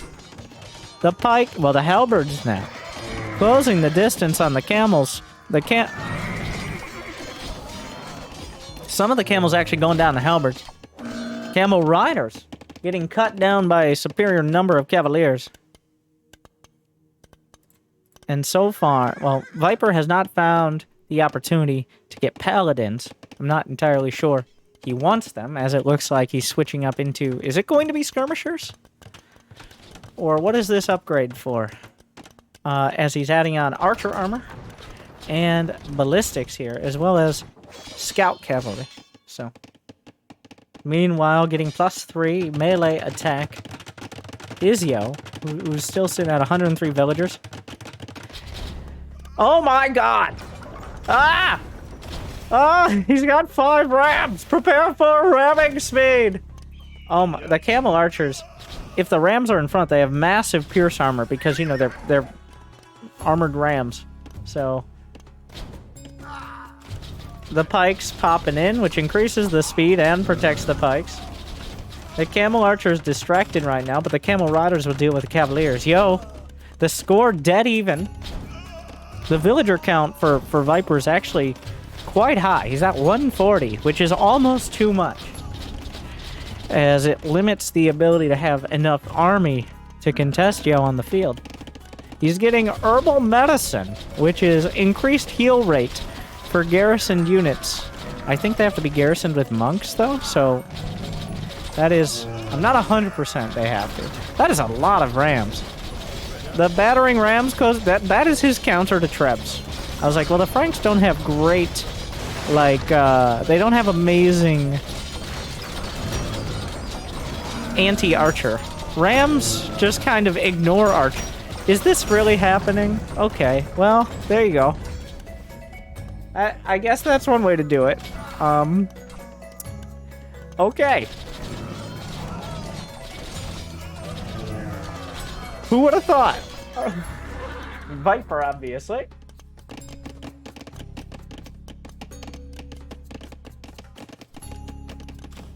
Looks like we're getting all those other upgrades that are testing my actual knowledge of the greater tech tree, but we have the, I don't know what it's called, guilds. The trading cost, or at least the trading fee reduction, as well as the architecture or masonry upgrade, which increases building HP, as the score is still within a few hundred. They're 1 or 2 units away from changing side. Right now, Yo with a slight advantage, but that's, I think, irrelevant to the position on the map and what resources they're able to gather. Viper adding a castle over to the northern flank. Meanwhile, Hussars, the winged Hussars, have arrived. The Halberds will join. The Hussars try to take out the battering rams, but there's so goddamn many battering rams. What is going... The Camel Archers try to deal with the Halberds before the Halberds can deal with the Hussars, before the Hussars can deal with the battering rams, before the battering rams can deal with the castles. There's a lot going on right now, but the battering rams going for the university. It's already finished all its upgrade, well, all its mostly relevant upgrades. Paladins now being researched by Viper during all this. Most of the scouts being cleared up on the right flank here for Yo. Viper selling all his food for 2,200 gold. Because, I mean, like... There you go. As Yo adds another castle. Both sides spending all their stone. Viper has 2,000 gold in the bank right now. I mean, I don't think it gains interest, but he just has it in case he needs it. He obviously had plenty of food. He's got 60 on food at the moment. Trebuchets begin doing what trebuchets do best, which is hurling massive rocks a significant distance. As he blasts in. Another couple shots. That castle goes down, opens up an opportunity as Yo, despite Viper's efforts, the battering rams have been eliminated. And Yo starting to be able... He's got the critical mass and unit composition. This is it. Here we go. Viper moving in. Cavaliers. No, not Cavaliers. I'm sorry. My bad. Paladins will move in and take out the trebuchets. This castle will be the focal point. Viper moves dozens of units in. He's got 40 halberds and 23 paladins, and you're seeing most of them. He decides, well, I think whoever gets a castle up here will be dictating at least the pace of the next few minutes, if not the game. Those goddamn battering rams. The pike rams bashing through the foundation of the castle, and I think he's going to be forced to cancel it. And Yo has no stone income. Halberds close in the distance. The camel riders waiting for their opportunity as the halberds will zone him out. He's forced to cancel. Viper adding a castle of his own. Camels, I'm not sure what they were trying to do, but they didn't do it very well. Struggling to get involved. Viper continually maxed with units queued while Yo is at 164 supply, but he's got 39 camel archers. Well, with the halberds closing the distance, he's going to drop that number a bit. Those few dozen camel archers are making it very difficult for Viper to make much progress. But that's where the rams come in. Not to kill the camels, but to at least absorb so many arrows he can push forward onto the map. One very valiant Hussar. Viper, I don't know how many villagers it's killed, but there's a lot of blood there. This Hussar, Viper's villager count is down about 20 from what it once was. Maybe 30. More Hussars. Probably unaggressive. This Hussar, there's a lot of blood. And it stays around for... Oh my god. That Hussar may be the bear hero he was looking for. Now, some of that might have been the Hussars that were probably sent over there, but... Viper down to 96 villagers, but still not a... Like, there's not that much more gold to mine. The Paladins just beating down the castle. But the Camel Archers holding the line on the opposite... Oh my god! How many rams? Oh... the answer is 11. 11 rams. Viper likes to ram, okay? That's what he's decided in this game. The Paladins will chop down a castle, as there isn't really enough to deal with them. Only about 100 villagers for each side, as the stone and gold starts to dry up. More focused on the army. The castle getting...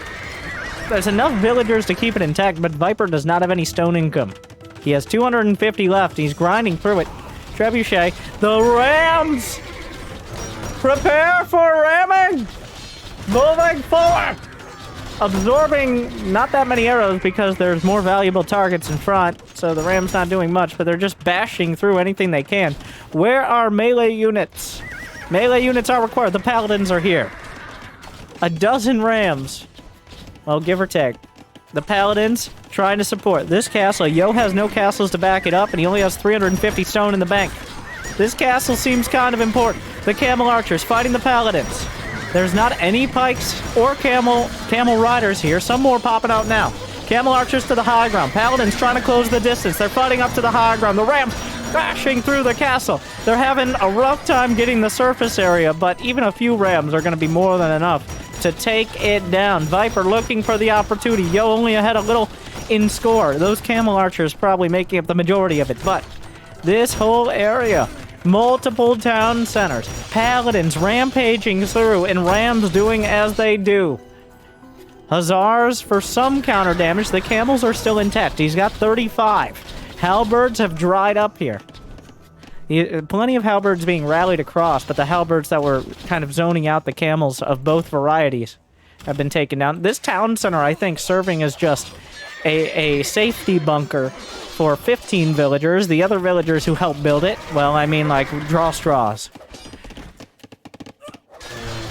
That town center will delay what seems to be the inevitable damage. The Rams did retreat. Hussars chasing down the Rams. A Viper castle. Viper's like 6 TCs. As resources aside from food and wood, which are, once again, 2 sides of the same coin. Wow, those Camel Archers. Yeah, good luck with that. They're still the critical mass. The death ball of Camel Archers. The Rams are the counter. They are a very awkward and unwieldy... It's about as awkward and unwieldy as units get. Like, just by their very nature. But they are, in many ways, a counter. So here we are. As we've passed the high economy parts of the game. In fact, well, there are 2 mining camps here. Just something to point out. Now, I didn't even notice 2 relics for Yo, which give a small amount of passive gold, which I can only assume means wherever the monastery is for Viper, it has 3 relics stashed away, so a slight advantage there. Neither side gets any other advantages besides that gold income from the relics. He's got 41 camels. It's all about the Camel Archers. Hussars working their way through, only costing food. That late game raiding unit. There's a lot of blood. Oh, many units have died. But now it's more about who lived. And those Camel Archers are still... There's no answer. You can stall. You can zone. But so far, there's no answer to the Camel Archers. Viper has made dramatic pushes. But the Halberds can't close the distance. And the Rams are countered by Hussars, of all things. So, here we go again. Another round. He's just ignoring. He's ignoring the Rams. I'm not sure how much damage they do to Camel Archers, but the Hussars close the distance. God, it's so many. 30 Hussars. Like... Viper's selling everything right now, just holding down the market keys. And Yo is securing his position. There's nothing to stop the trebuchets. There's enough Hussars to chop down the Rams. The Paladins are having their own troubles. Some scouts killing villagers. Both sides still with a decent amount of villagers, but... It does appear that the Franks just don't have an... Oh, he's body blocking, but the Paladins actually managed to close the distance. Oh, and he gets the treb. But, at what cost? Every Paladin, well, and when he kills these 2 very valiant Paladins, okay, every Paladin to kill that trebuchet. And almost all the Rams. Viper has these gold patches. There's a little stone over in the corner. But we haven't seen any onagers. And the time for onagers is, I think, past. There's no longer the gold. Despite 6-7 town centers, I don't think onagers are in the cards. And right now, those camel archers, like, he still has 39.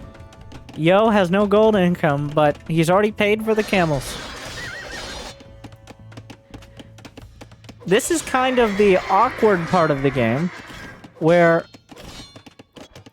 I mean, not... Well, I guess it's the ultra-late game, where the stone and gold mine out, so you're essentially reliant on relics and trading, which becomes more and more inefficient up to a point.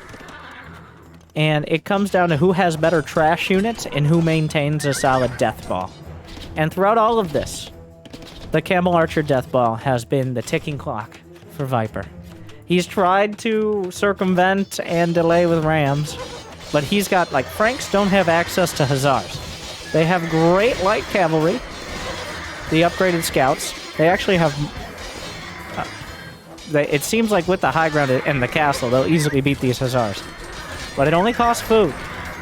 And until the... Like, at some point, at the extreme tragedy of the Commons late game, which I don't think we're going to get to, is when the wood starts mining out. I mean, well, the wood starts running out. We're still a while off that. But Viper is actually starting to run lower on wood he can chop efficiently. It's still a long way off, okay? That is, I don't know if I've ever quite seen it get there. But there is a situation where when you run out of wood, you run out of the ability to replace your farms, which means you run out of food, which means you have nothing. Rarely does a game get to it because usually we know which direction it's going by then.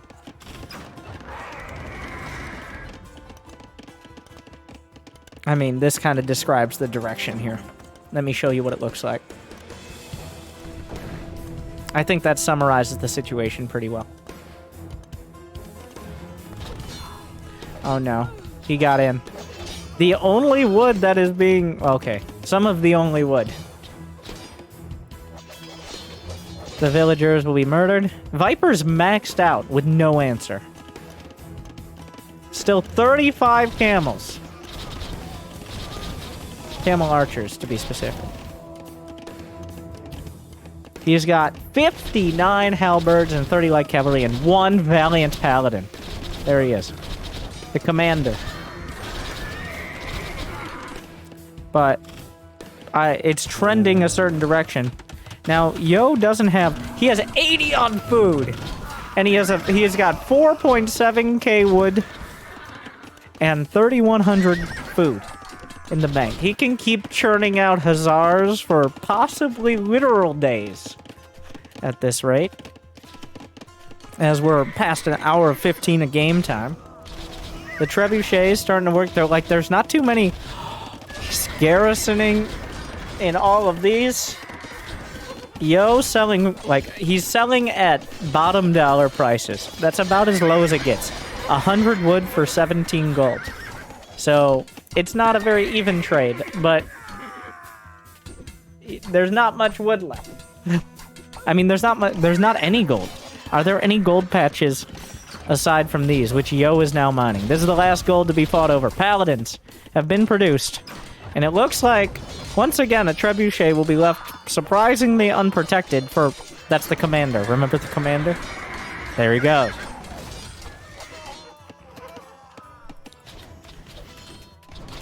Now, it's trending towards Yo, but think about this. Viper won 3 games. Pretty convincingly. Even if Yo wins this game. Wow. I mean... This game has been longer than the first 3 combined, I think. So...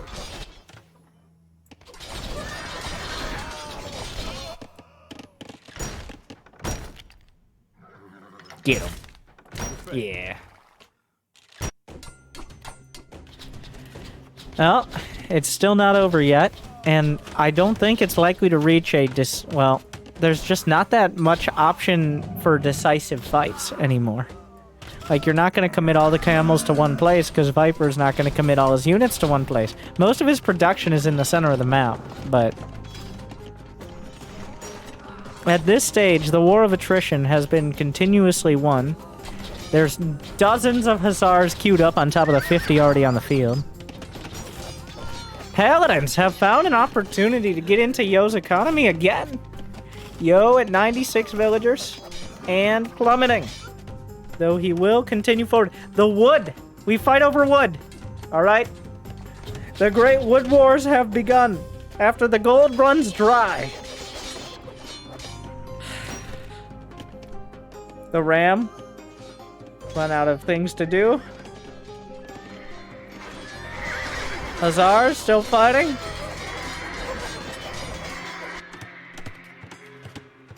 Yo will take, like, he seemed to be very patient. He hasn't committed his cavalry archers to, well, ever since it became clear that Viper couldn't find a counter. He's actually trying skirmishers now. I mean, check it off the list of things. But Frank's skirmishers, they don't have thumb ring. They don't have +3 attack or armor. I don't know if he gets access to ballistics and chemistry. He does, so at least there's that.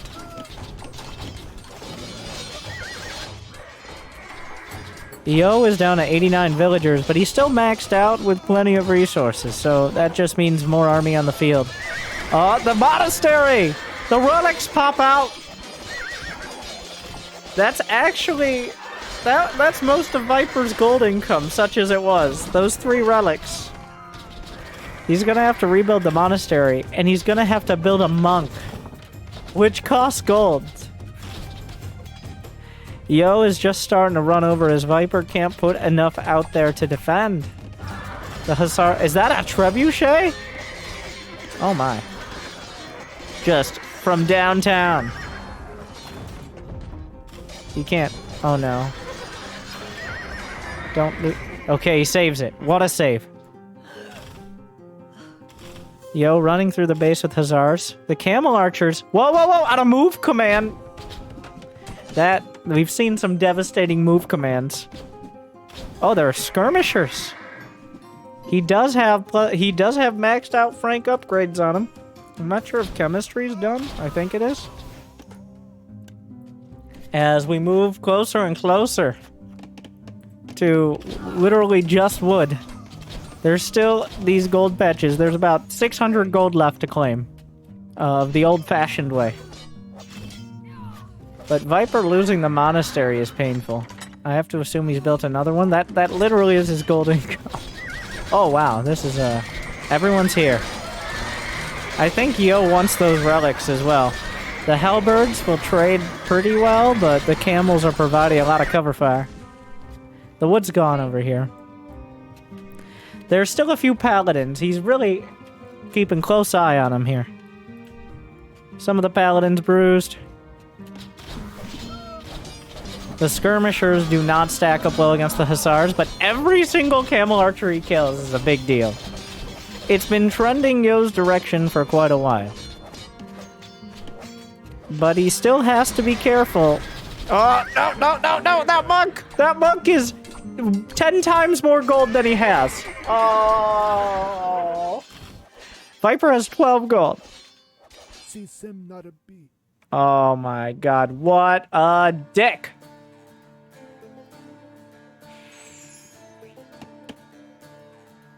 He wants it.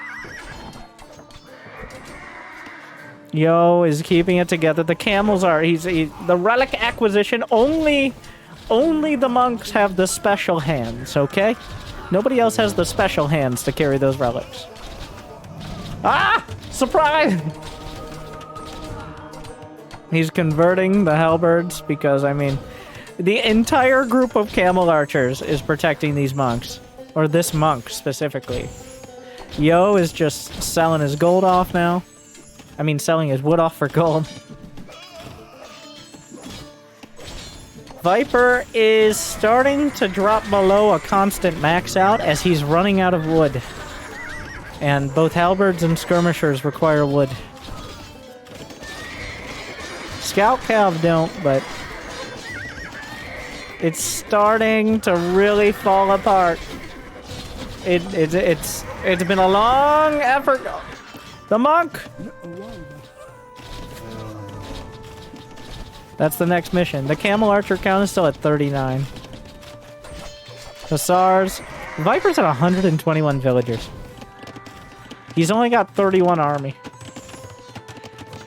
1 hour and 30 minutes. It's slowly but surely. The monk, like, he just... Wait, there's still... The wood isn't chopped through, so I don't think he can actually get through here to grab the relics yet. He needs the villagers. Oh, he chopped through! It's time! Go that way! Finally!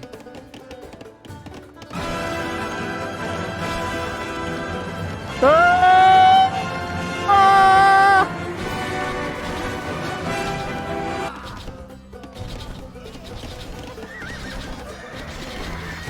Anyways. So, next... That's gonna be another monk. You know, at the end of this, it's gonna cost more gold than those relics get in like 10 minutes before they decide who's going to get them.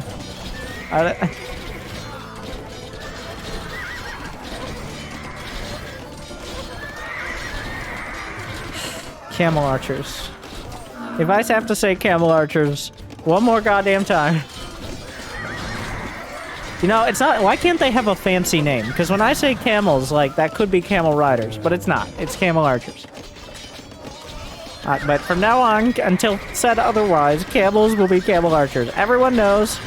Viper comes in with some paladins, which just say CA. No.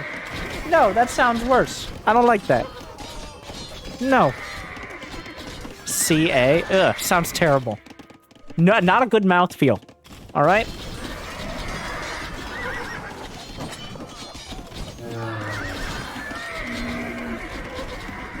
Because CA is cavalry archers. You see, we're already confused.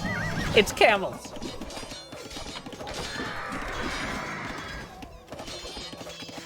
I got...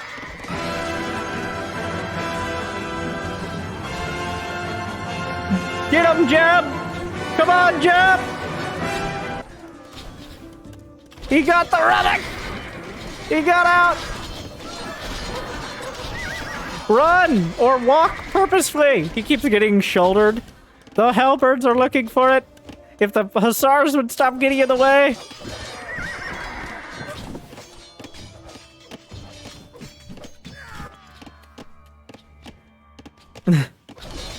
Now there's two more!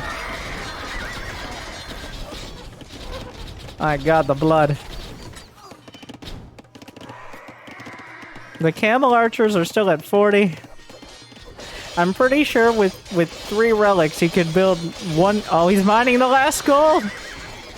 The thing is that nobody has enough siege to push through meaningfully, so they just have to fight in the streets. The streets run red. It's over.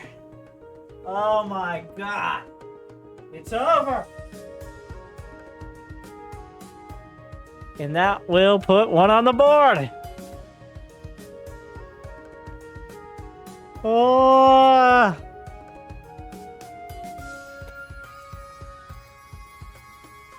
Poor MrYo.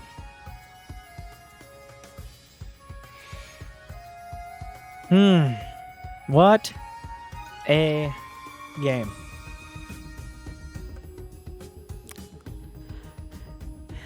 Game 4. Best of 9. Yes. So that means that we still have at least 2 more games. We're just getting started. Now remember, that was only like 50 minutes of real time, as Age of Empires time is 1.7x. But 50 glorious minutes punctuated by drama and excitement.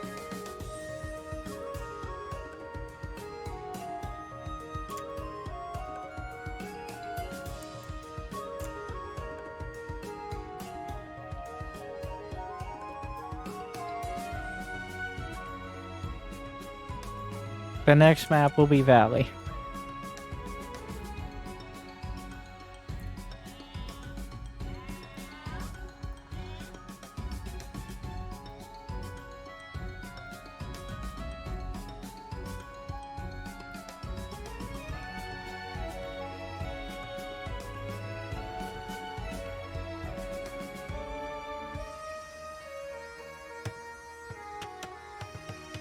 But I think first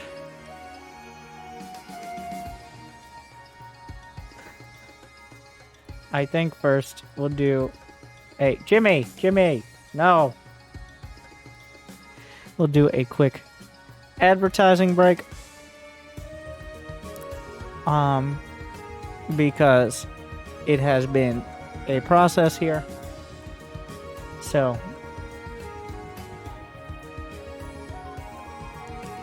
if you guys could pause ad block, that would be awesome before we get into the second day of this series here. I'll be right back.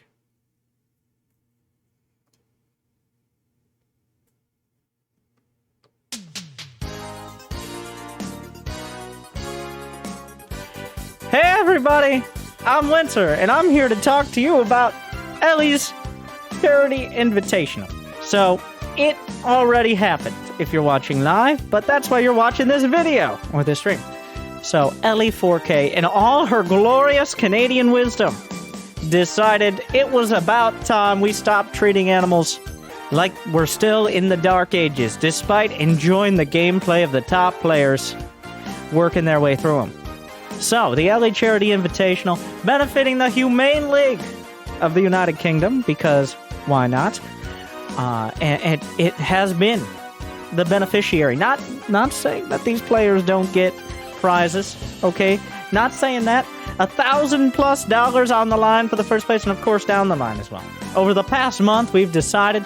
I was sadly unable to cast too many games live with Ellie because I am a vampire, but make sure to check out her channel, and I have it on good authority, over 6,000 pounds. I don't know how much that is in kilos or dollars, but over 6,000 pounds raised for the Humane League as well, which means the sponsor will be hosting a third one, so make sure to check that out. And if you enjoy my breakdown and my casting, one thank out, twitch.tv/LA4K. Check the description after you smash that like button like a battering ram into a castle, or you subscribe like a monk to walking slowly. Make sure to do so. Also, Prime Gaming, something or other. Thank you for watching. Good luck and have fun.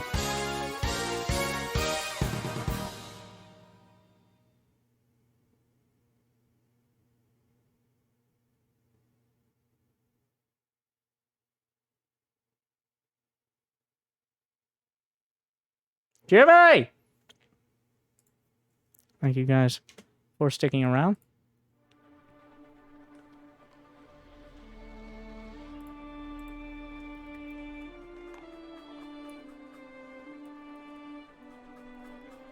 I'm gonna spoil the civs for the next game. Let's see what the people think. I'm gonna get some more water. I'm gonna take a quick break. We do it live! But one of these players is Khmer, and one of these players is Mongols. Two pretty popular civilizations. They're about to stack up on Valley. I'll be right back. Thank you for watching.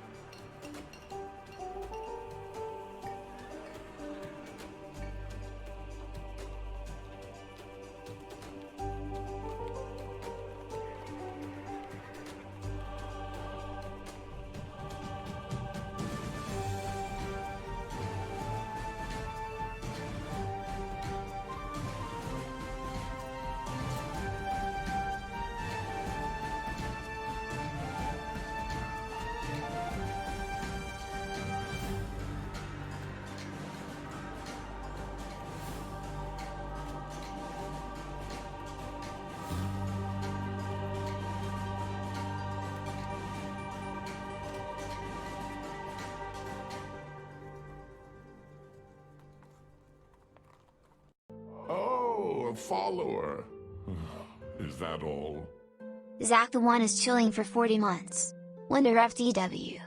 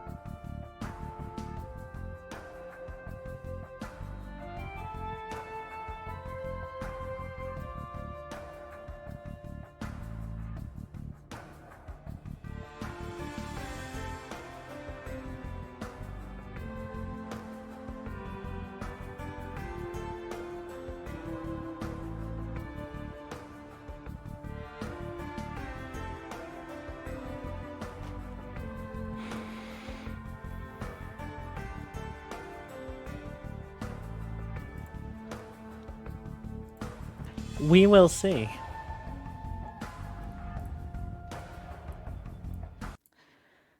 Now let's settle in. It's like a whole day experience. Casting a best of 9, especially between such top tier players that know all parts of the game. Okay. I think the longest StarCraft 2 series, like actual pro series I've ever cast, was like 3 hours. Around there. I mean, like you cast one after another, but one. Wow, you get so much of these players. Need to do more best of 69s. Anyways, let me introduce to you in Valley on the top left as the Khmer, MrYo, and Mongols, the Viper. Here on Valley, where in the center valley there are a plethora of zebras, relics, fish, you know, like your normal Saturday night. Is he actually going to push a zebra from the center all the way back to his town center? I mean, there you go.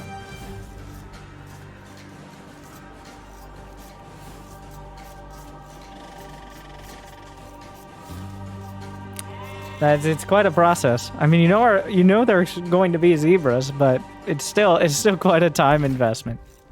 So let's take our donation confirmed.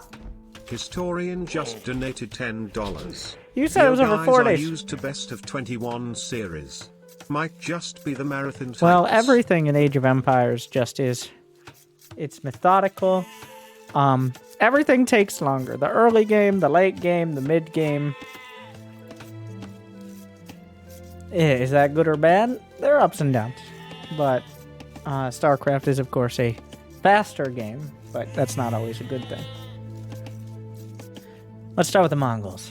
The Mongols, they have Mangadai, which are amazing. They're cavalry archers, or CAs, not camel. That's an elephant. That was an elephant you heard. They're not much for even basic cavalry, but those Mangadai, and for some reason, their siege is amazing.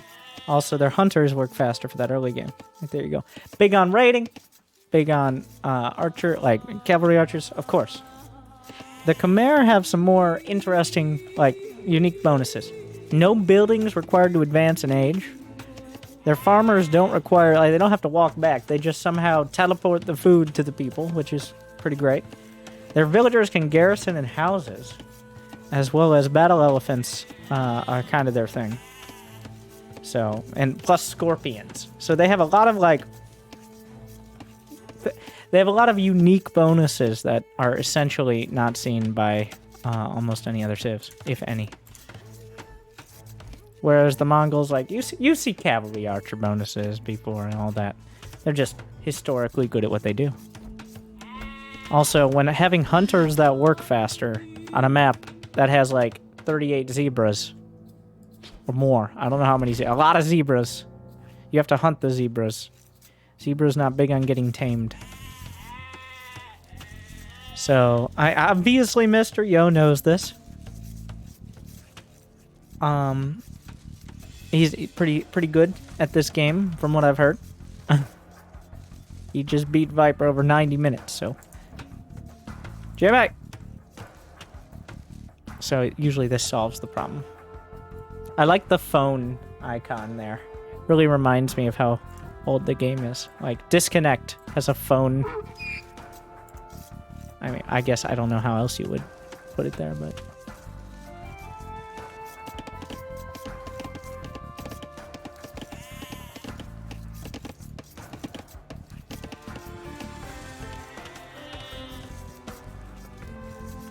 I'm happy for a slow start, okay? That was an exhausting game. I mean, every other day I look and I see Viper playing like an extended series in the finals of some tournament or another. So I don't think, and MrYo is probably no stranger to it as well. So obviously, I don't have the stamina that these professionals do.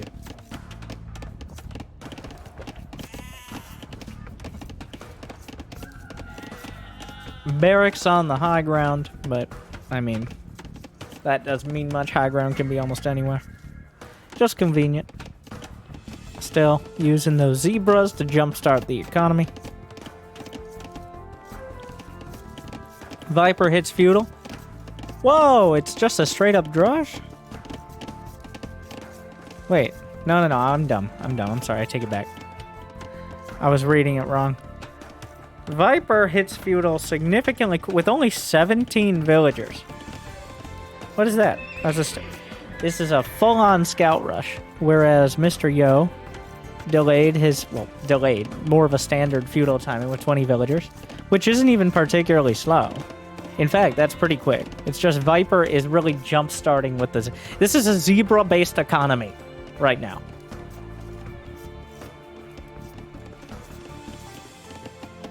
The way civilizations are just... I probably should have explained this at the start.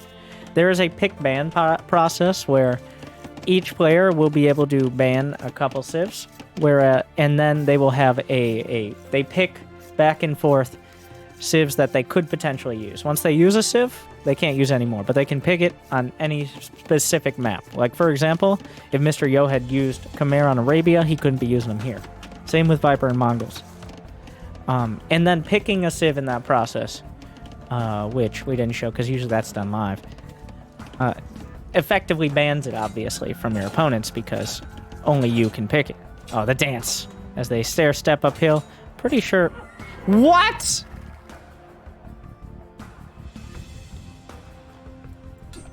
I mean, that's not how I expected that to end, but there you go. Wow. What a guy. Viper just outmaneuvering, stair-stepping the horse up the high ground. It's one of those things like you're playing, you're MrYo, you're pretty confident you've won that fight, and even if it's like pretty close, it's fine, until you see how it ends. That's one of the most annoying things. It's not a big deal. The scout is one hit away from dying, but like, it's not dead. It can still scout the rest of the map if he wants. Like,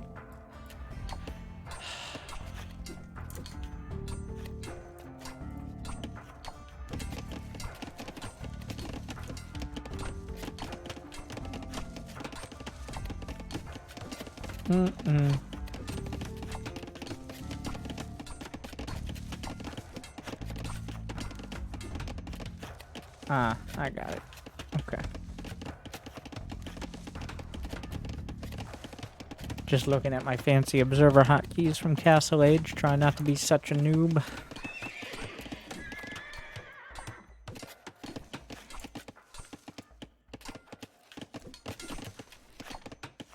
But instead, I just lagged everything out. Oh. Note to self, don't press too many buttons at once. Too much observing APM breaks it. Blacksmith is on the way. It looks... Oh, there are the scouts. I was wondering. He's not going castle. He had a stable. He deletes his own wall. And pops the scouts out. Viper does not have a wall. He's playing all opened up. He will now build a gate. Finishes it off. But these villagers, who are just so happily fishing, will not be fishing for much longer.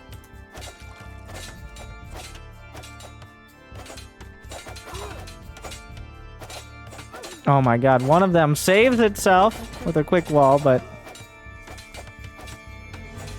Oh no. Well, that's like 4 or 5 villagers. And the gate's open! The gate's open! Oh my... It couldn't have gone worse. Like, this is about as bad as it... Like, does he just lose? Is it over? I mean, you don't just die to the scouts, but this is horrible. He's down 8 villagers. Viper did go up to castle. I don't know how much that prompted the commitment from Yo, but, like, he already had the scouts well before that. There is stone on the way for Viper. He wants his man to die, but, like, maybe the game doesn't end, but down to 25 villagers trying to go up the castle, and he's telegraphing he's going for the castle as well. So, like, it's not surprising to see a Mongol player going for the Mangadai, but, like, losing 5-6 villagers, which is, by the way, most of your food. As right now, Viper's left with 7 on food. Including, like, if Yo just checks over here, Viper has almost no food income. Like, if he just checks the other zebras. I think he noticed. Oh my god. Oh, well. The thing is, these scouts are trapped inside now, so... yeah, that's... it's a very tenuous position for a leading player. Not even, like, the berries are not picked as of yet, but there's also no mill or ability to easily defend them at the moment. Yo starts castle, and with it gold mining.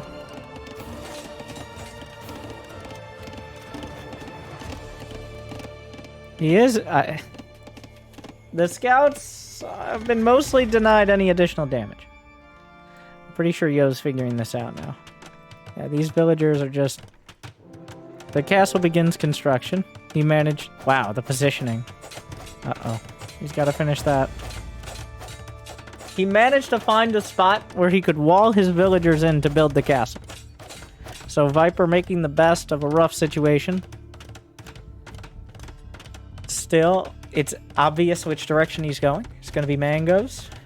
No. That's what I use for mangonels. It's going to be mangadai. Mangoos. Don't. Just a scale of 1 to don't.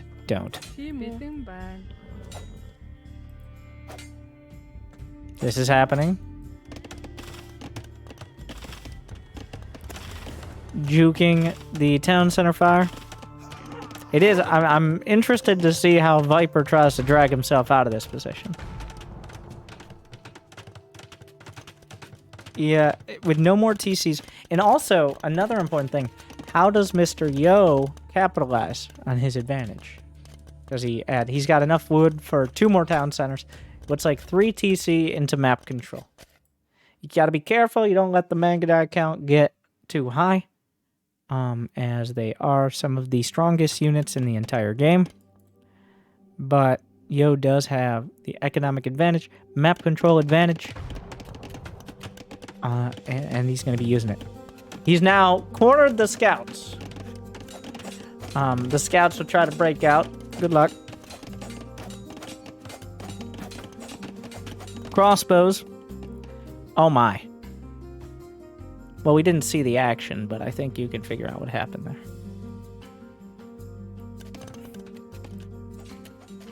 Viper now knows there are crossbows.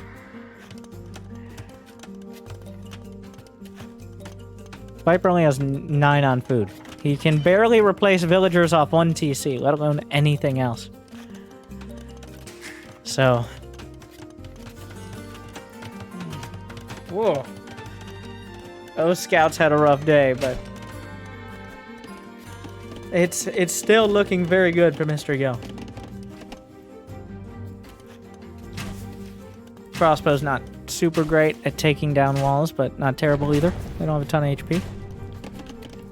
Mangadai, I think, will win the fight against a similar amount of crossbows. Especially with the upgrade. Well, Bodkin's coming in, +2 for the Viper. Ballistics is 40 seconds out for the Mangadai. So it looks like Viper trying to hold on for that, which will be a distinct... because without ballistics, the crossbows are going to really struggle to actually kill any of the Mangadai, which can obviate they have horses, which is pretty sick. Good unit. And they're 4 seconds on the clock. Where did they go? They're on the other side, but crossbows intercept them. The town center, finding some shots. Mangadai looking for opportunities on the other side. Viper working with what he has. Barely any food. It's not like MrYo's huge on the food either, as he's spamming archers at the moment.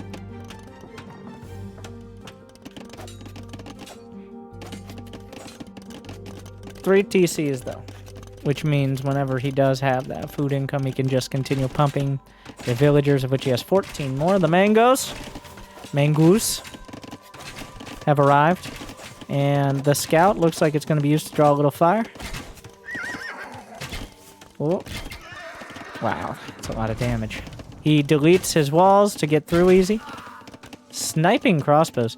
Wow, he's really babysitting those Mangadai. I mean, you gotta babysit everything here, but trying to make sure he doesn't lose a single one in hunting down these crossbows. He's preemptively splitting. Oh my. Wow. Gets one! So, small victory there for MrYo. The Mangadai micro just... So he traded one Mangadai for like 8 crossbows. So not a terrible trade. They are more expensive, but not that much more. And it is a critical mass unit. We saw last game with the camel archers. These are just... They're like camel archers with a horse. And just better. I'm pretty sure. Pretty sure in a heads-up fight, the Mangadai are better. And in many scenarios.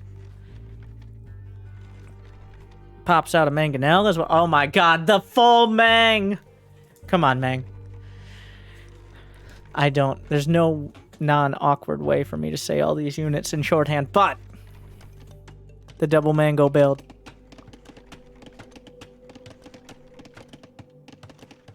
We'll see, like, MrYo has just crossbows. 65 villagers, which is 25 advantage.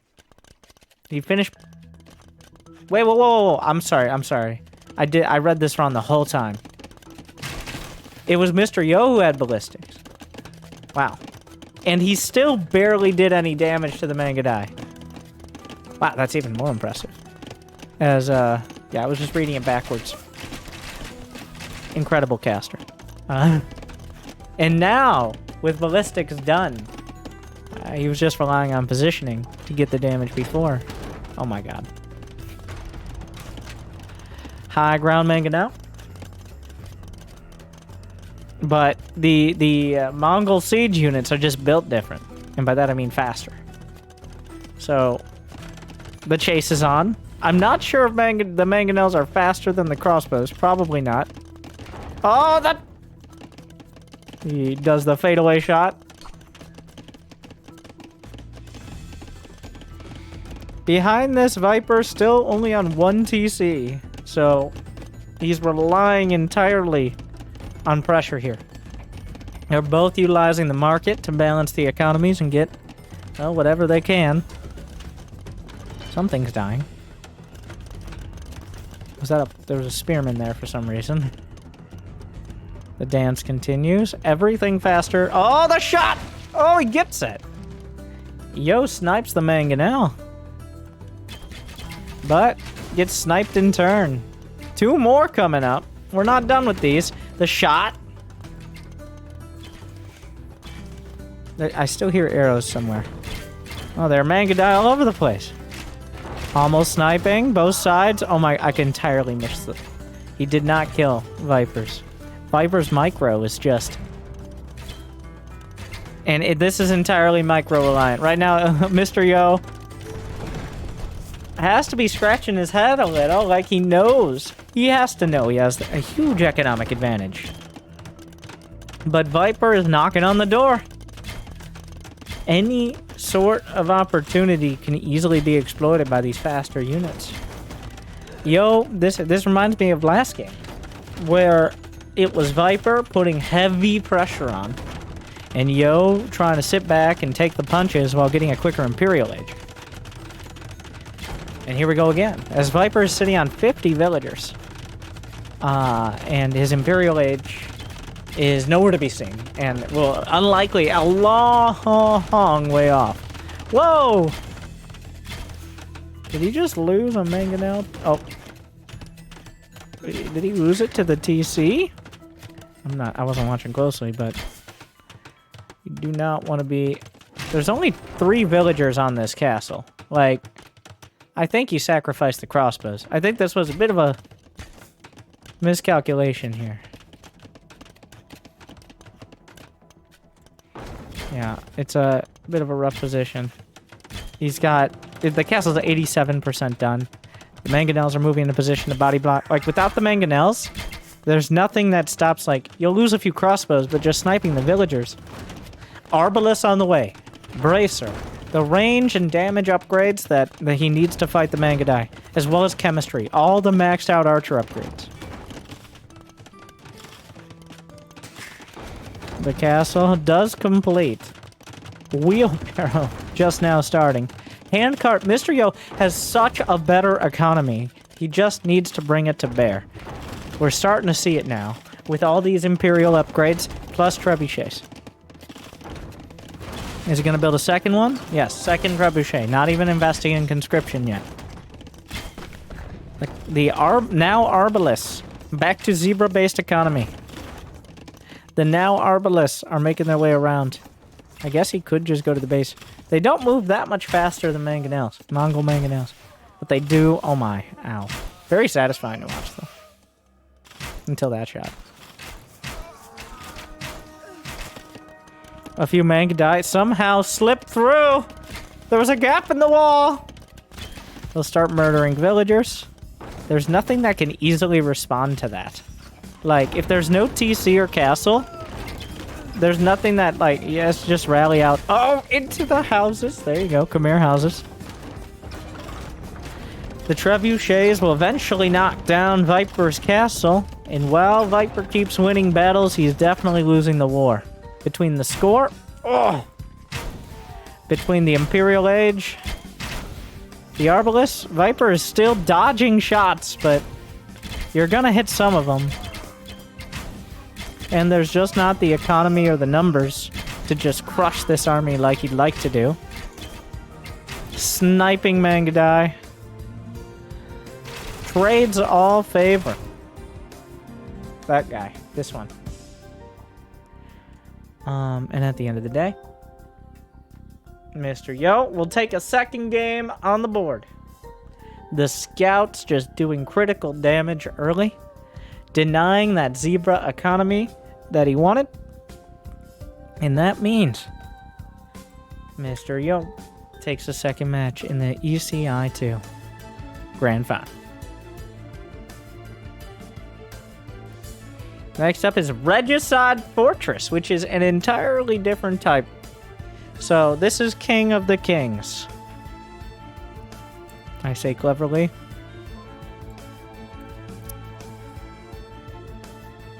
Okay, well, give it a moment. Jimmy! Oh.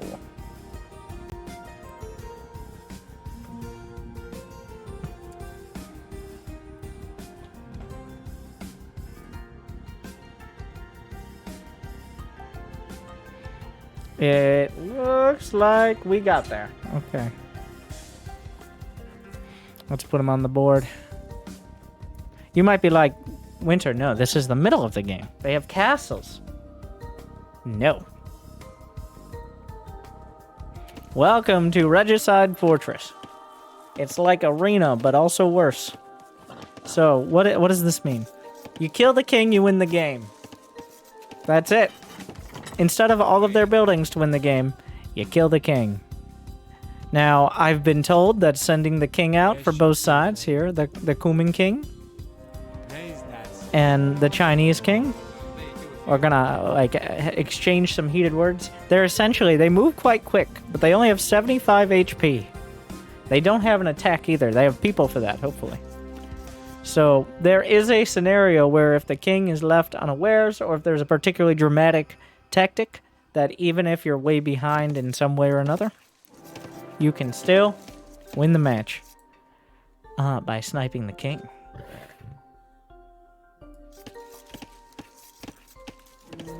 The castles, this one, honestly, I think that's a little inconvenient, is blocking some of the gold for MrYo. Castle a little bit. You start with a barracks as well? I didn't even know that. Yeah, so we're just kind of starting out. We do start in the Dark Age. Okay. Wait, is he using a boar? Is this a boar handoff? What is this, like a Regicide Fortress thing? The boar almost killing the scout. I can't.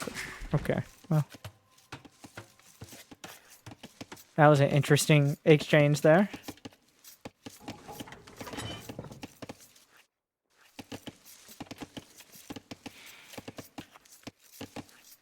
I'm interested. So I've watched this map a couple times, and unfortunately, the existence of the king rarely seems to factor into it. Oh, looks like Viper gets feudal, but I mean, you already have a castle, so.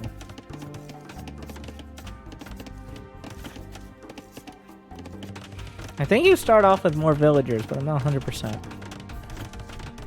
Though Viper only has 16. Maybe that's not true. Maybe it's just you have all this infrastructure. Kind of cool. Definitely mixes it up.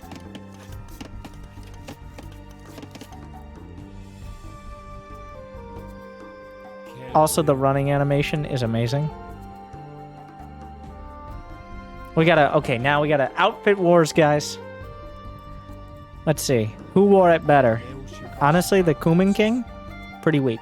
I gotta say. That's generic. Really shows off. He's gotta get a better tailor, in my opinion. As I'm a fashion expert, you know. Where is the Chinese king?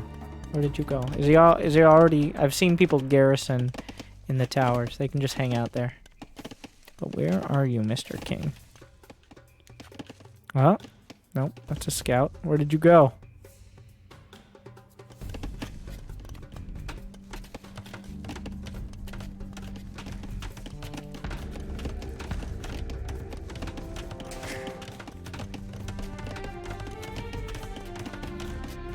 Am I blind?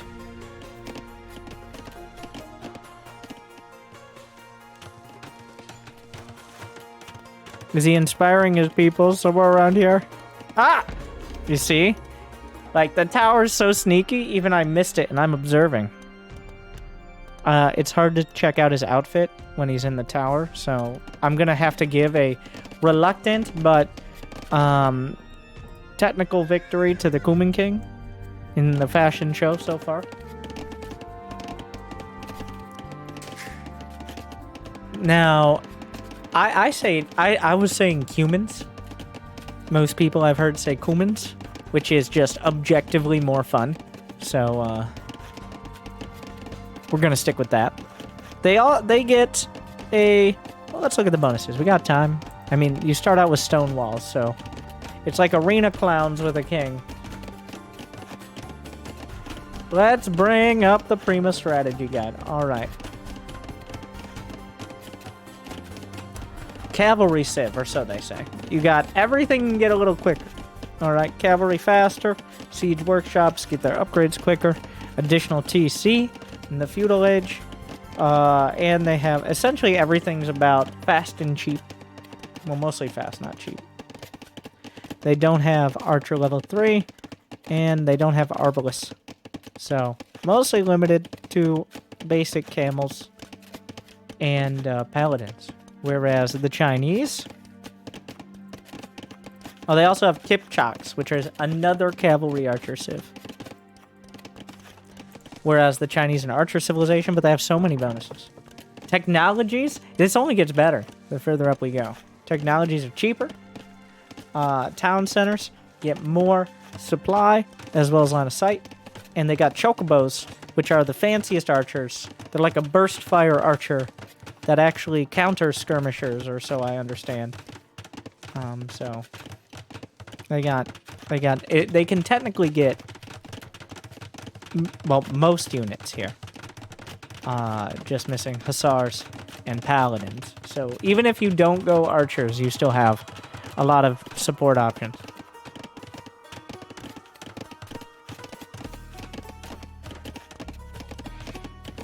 Alright, 2 more TCs as Castle Age has been attained with no bloodshed. Maybe a diplomatic victory in store. I'm pretty sure you can't do wonder victories in 1v1, but I'd like to see an attempt.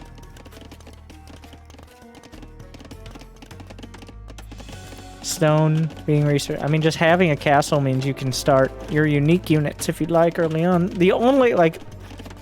Viper's been really leaning on that feudal TC, He's got a 12 villager lead off of it. But MrYo now has 3 TCs pumping, so...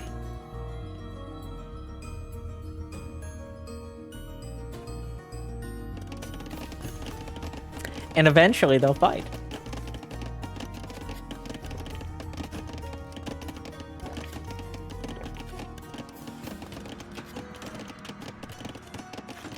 I need some breaks here. And this is why we're able to play a best of 9, because this phase, I enjoy this phase of the game, the build-up. Maybe not so great for casting, but it does make you feel like you're building a whole civilization. Eventually, like 30 minutes later, you look back and there's 120 buildings and villagers and like literally dozens of barracks and archery dens. What am I watching? Are you really going to commit to that? Wow. Viper was like, I just have too many units to micro, so...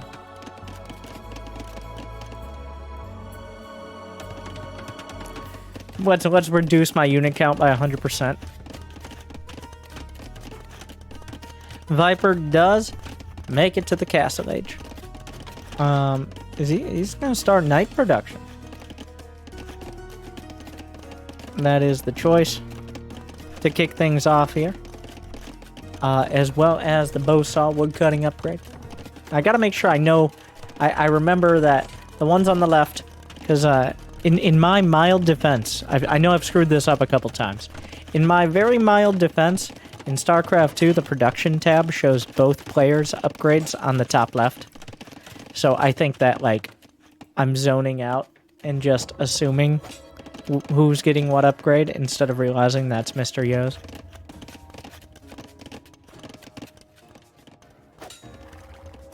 There you go. That's my excuse. Because, I mean, when both players go archers, whose ballistics is it anyways?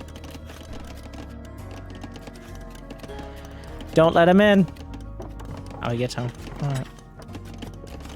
So, so far, the non-aggression pact has held. There's been a little bit of self-defense.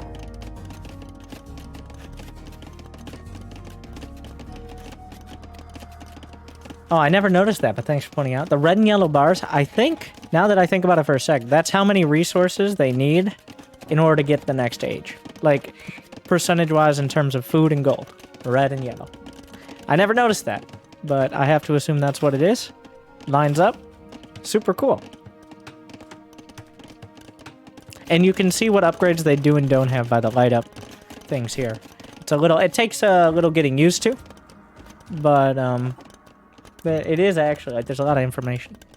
And Age of Empires, is StarCraft 2 is more about, like, doing a ton, like, what your exact army composition and how well upgraded it is. That has a huge factor. Whereas Age of Empires 2 is more about the war of attrition, like, the next technological leap, and less about, like, the fight happening directly in front of you right now all the time. Kipchak's all done. Yeah, that's not a... Oh, the Chocobos are out. I'm sorry, Choco New. It just isn't as fun. I'm not sure how the Kipchaks are going to do against him. Monk at the back. Yeah, he's just got to build a castle.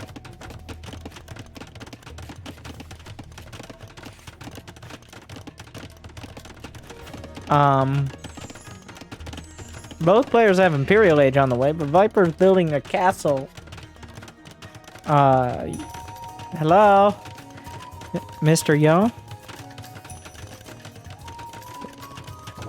MrYo! We just go... I mean, like, there's still stone walls, so...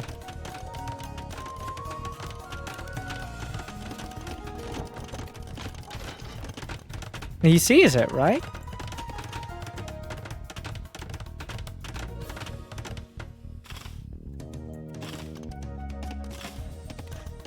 Yeah. He saw it the whole time. Does he not care? His villagers are dying.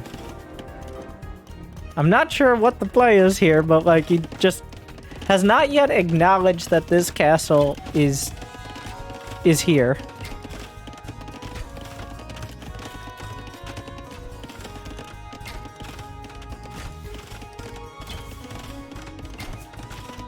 So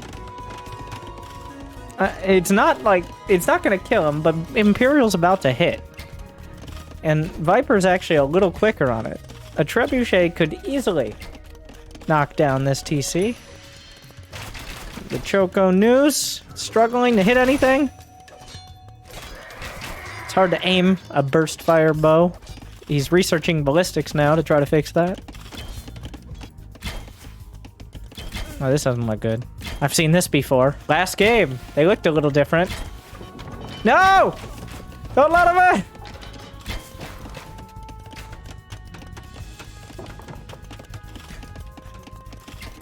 The villager is almost letting the Tipchocks. Imperial Age for both sides. Trebuchet for the Viper. Okay, like...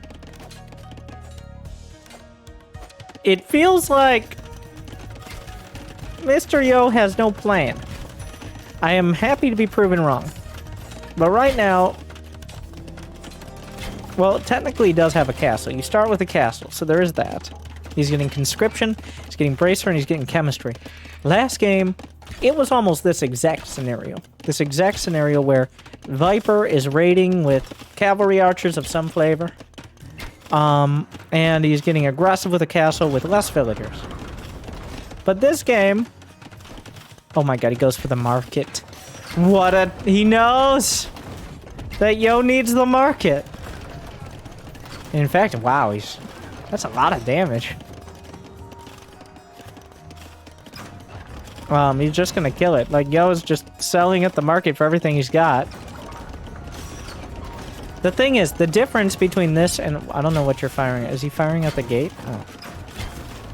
The difference between this and last game is that Viper has a healthy enough economy. Like, he's already...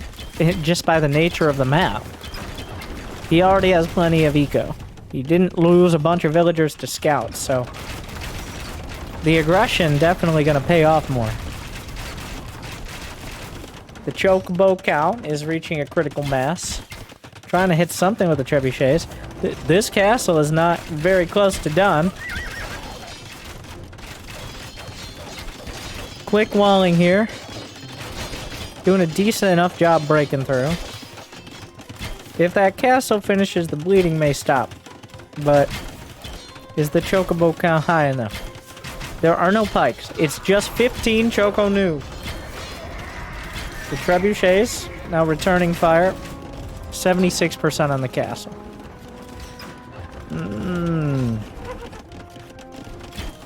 There is no king in that tower. The king is protected. Remember, it is technically about killing the king. That's what we're doing here. Close to melee range just to reduce tower fire.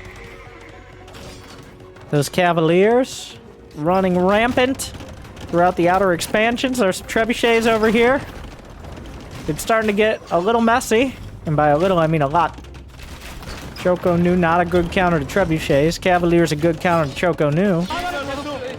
Thank you, Mini Galadriel. I think that describes this game pretty well. But here are some more. Arrows everywhere. Madness. Viper, the scores are about even. It's 28 Choco New right now. The villagers, we can't see it, but we know behind this, the villagers are getting murdered by cavaliers, while the trebuchets are still chunking away at the castle. And it looks like before the trebuchets of MrYo can set up, that castle will go down, even if the trebuchets are eventually taken out. The cavaliers, oh, one more shot, and one castle down. The treb count is pretty high. He's got 3-0, but the key castle on the left side taken down. There's not really much defense outside the TC. He had to rebuild the market. MrYo holding on to a solid... He's got a critical mass of archers, yet again. So, that is a lot of machine gun archers. And with 3 trebuchets, those should be enough to take down the numbers of cavaliers that Viper could bring to bear. The Trebs are actually able to shoot over the walls here conveniently, or over the wood. I'm not sure if there's wood blocking the whole thing, but Viper breaking through the housing wall. He gets through, and then just backs off because it's more about intimidation. Viper setting up for an attack. A couple Cavaliers over here will eventually be dealt with.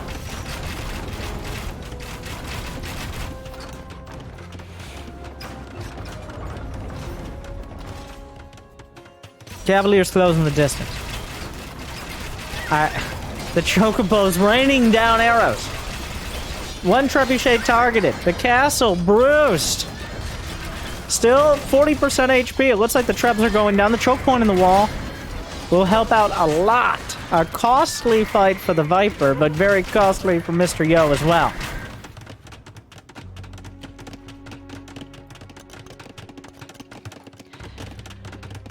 I'm not, like, killing the Trebs super important, but that's a lot of Cavaliers lost. There's still the solid death ball. Like, the Trebs can be pretty easily replaced. Losing a couple dozen Cavaliers, well, it wasn't a couple, it was like a dozen. Yo definitely playing the slower style. This is still open. He could just run in. He kills a lion. That's not very nice.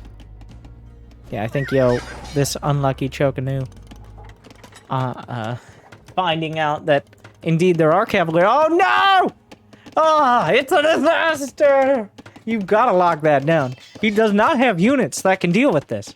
He's got 19 pikes on the other side of the map. That's a classic mistake. And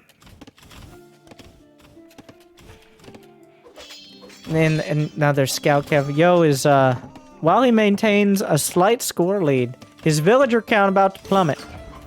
Viper sitting at 111. Oh no, Kipchak's find the stone miners. Cavaliers find everything over on this side.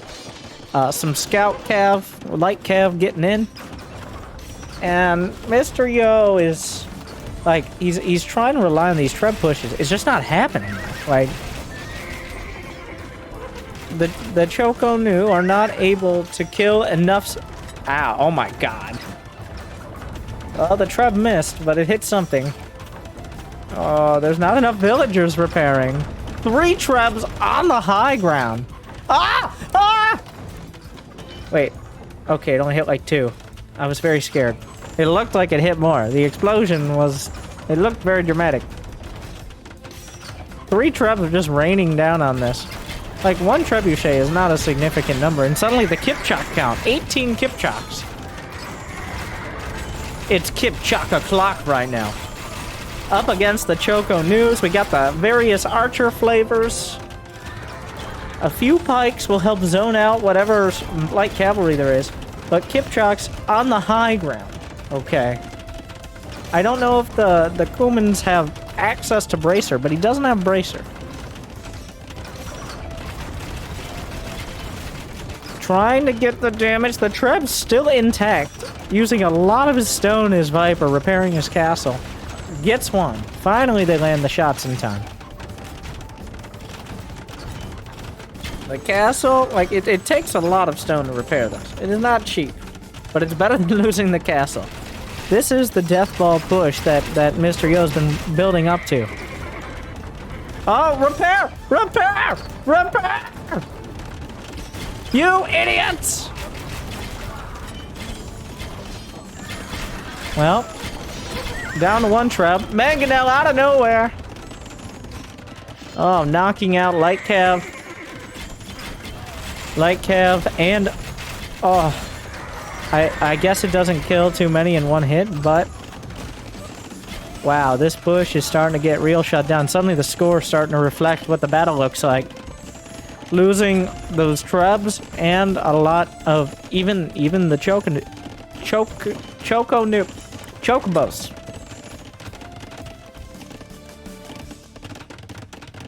There you go.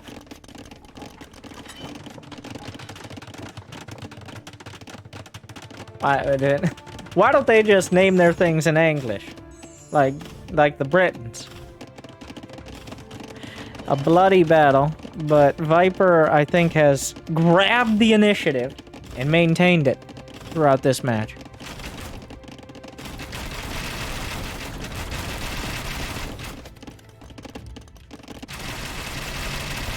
Three trebs.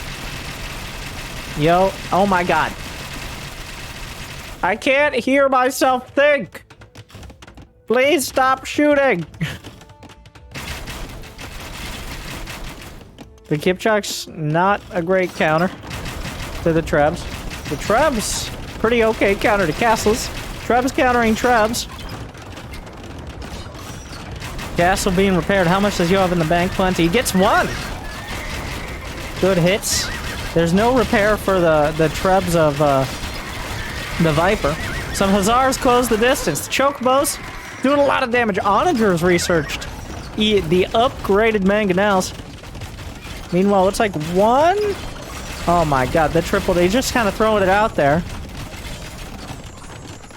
Trebuchet. The castle being fully repaired. The Kipchak count is pretty damn high. Oh, he sniped something.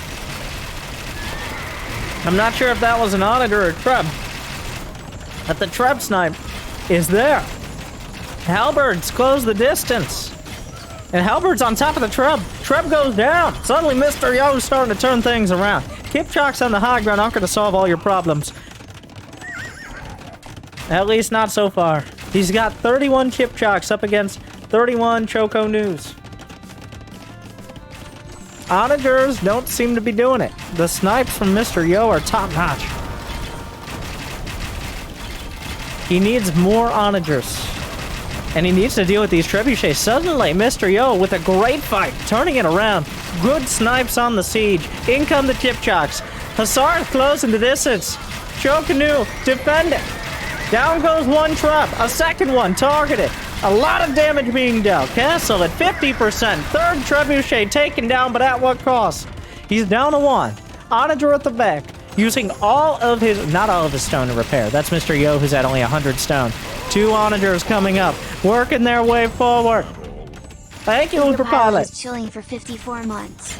Onager. WNTRBX54. Oh, even cutting down the trees. I'm not sure that helps more, but the halberds, trash, that can be taken out and distract. One trebuchet is not really enough to put time on the clock. He pops out another one. He's upgraded Choco News right now. 30 versus 32 Kipchaks. Here comes some more Hussars. I don't think that trebuchet is going to make it. So many arrows, and suddenly there's 5 Onagers. I think he had triple siege workshop, pumping them out. That is, it essentially just coats an entire area with splash damage on a map without water.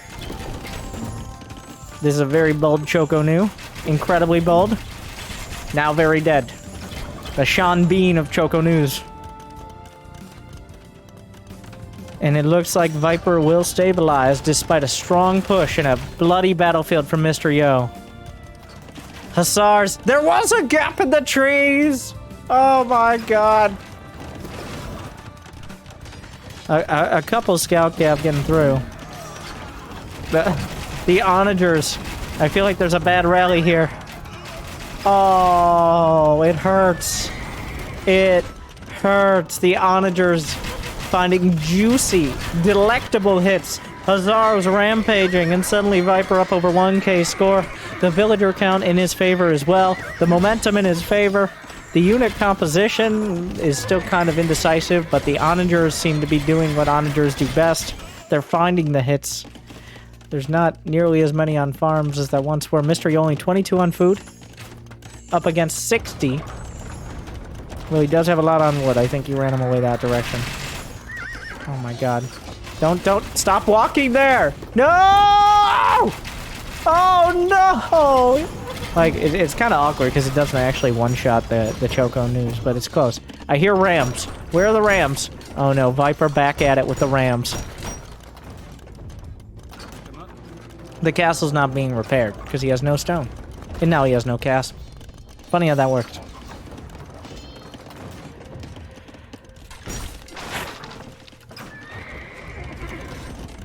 A hard-fought battle, but it feels like Viper never really gave up enough position to let MrYo have a chance.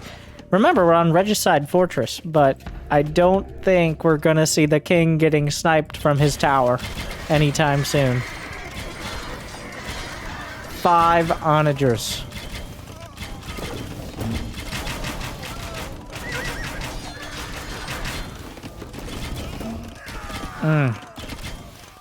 The damage.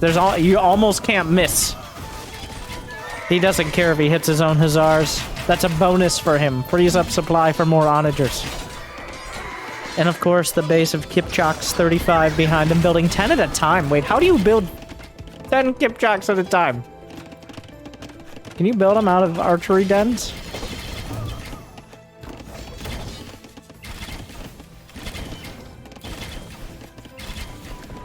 Four trebuchets for MrYo. Whoa, whoa! 4 trebuchets. I don't, like, they're on their own, though. Which is, this is not, no, bad. Thankfully, that was just aggressive hussars.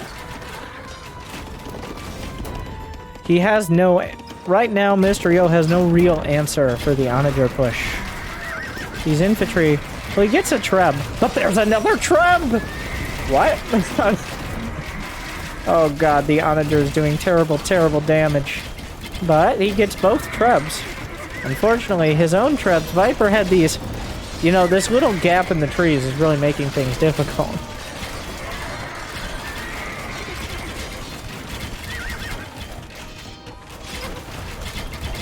That's looking... Without those trebs, that was a half-hearted attempt. Compared to the rest of the game, that was a half-hearted attack towards the castle. And that means it's hard to survive with half a heart. And that means MrYo taps it out and Viper makes it to match point. A pretty solid performance there. Close. Not that close. Viper takes he grabs the initiative. He holds on. And in the LA Charity Invitational, that means he's one away from taking home the prize. And supporting a good cause while he's at it.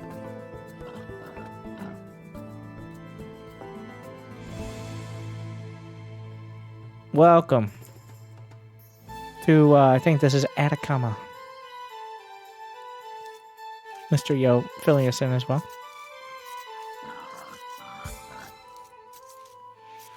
We've got Magyars for the Viper up against Bulgarians for MrYo.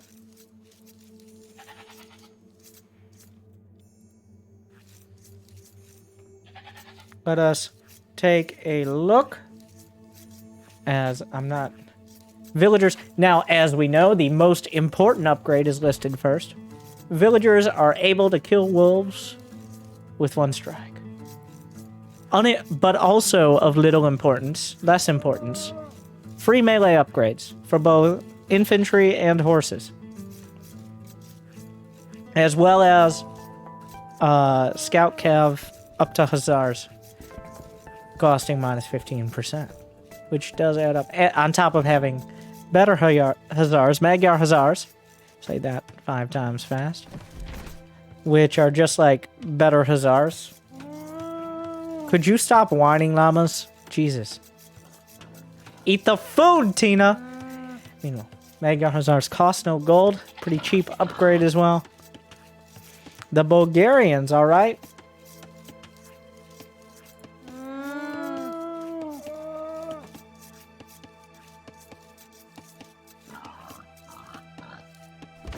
Bulgarians also a little unique. They have free militia upgrades. Blacksmith and siege upgrades cost less as well. And they can build kripos, which are like diet castles. Kripos which can build conics, which are combination, like they're a dude with a mace on top of a horse. So they fall off their horse, which is sad.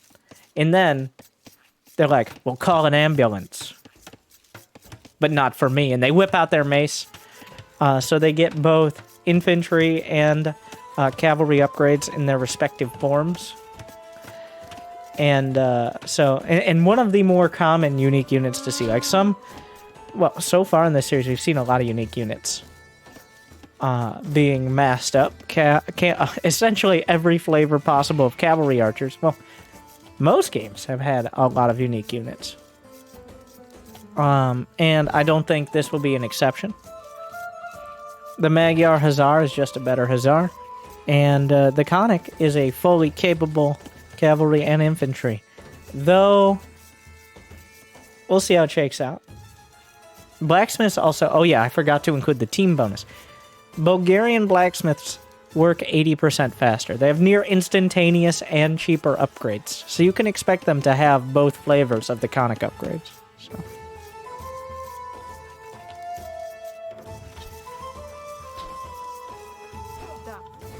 It's boar time. He actually pushed not one, not two, but 3 deer.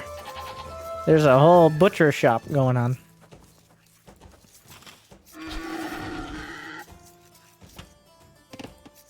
A convenient, what's it, any deer pushes? One over here. Still sitting around. Llama, can I get a hell yeah?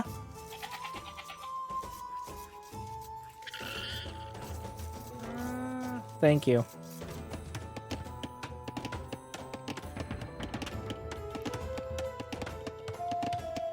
Is he gonna go for feudal?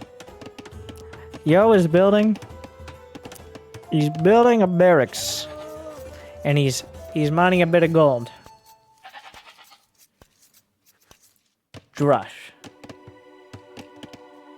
It's Drushin time. As, does he have any direct bonuses? Militia line gains +5. No, that's a unique tech. Okay, right here. And there are no militia line upgrades, but when he does get to feudal, it's an instant man-at-arms. He just pops on. Like, he didn't realize in his backpack was the armor and sword he was looking for all along. I'm pretty sure that Viper has seen where this is going, and this is not an uncommon Bulgarian move. Hello?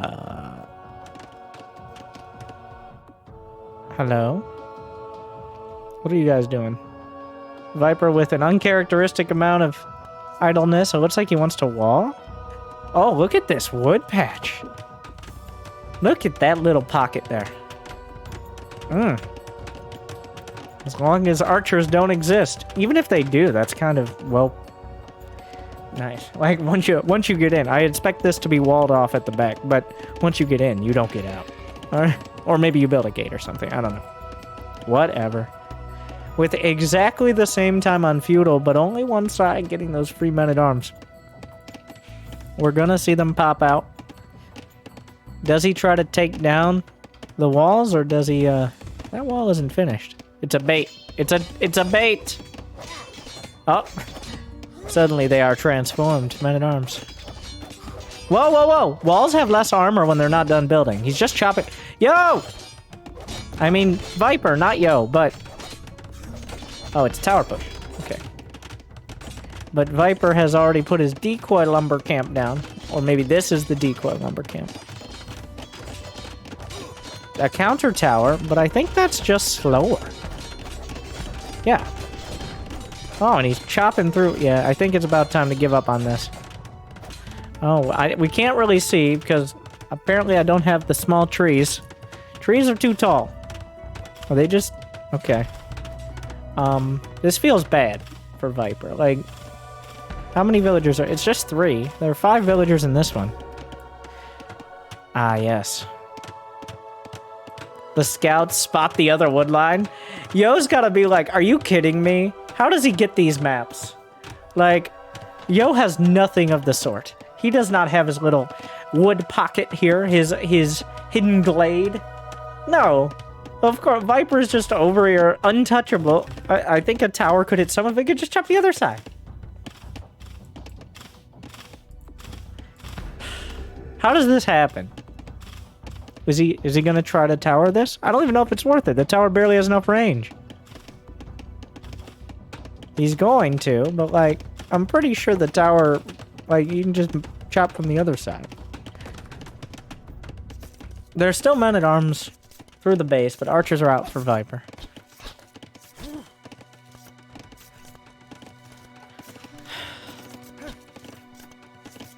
This, I don't, like, Yo, he's not neglecting his economy. But when you have several villagers building towers, Yeah, just chop the other side, though. Or leave. Wait, what? He did delete something. I guess he decided he didn't want to live here anymore. Is that a lumber camp? That's a house. It's a house? I guess why not? Alright, so some drama happening here. The archers trying to move. A bit of an awkward start. But since there's... Ooh, Yo getting surprisingly close to the TC. He's going to be losing 2 of his men-at-arms easily, and the other... Oh, wow. That is, not ideal. So, his whole early investment. He did force a strong response, but those aren't... Even with free men-at-arms, like... You do want to do more than strongly discourage a location. The scouts... Yep.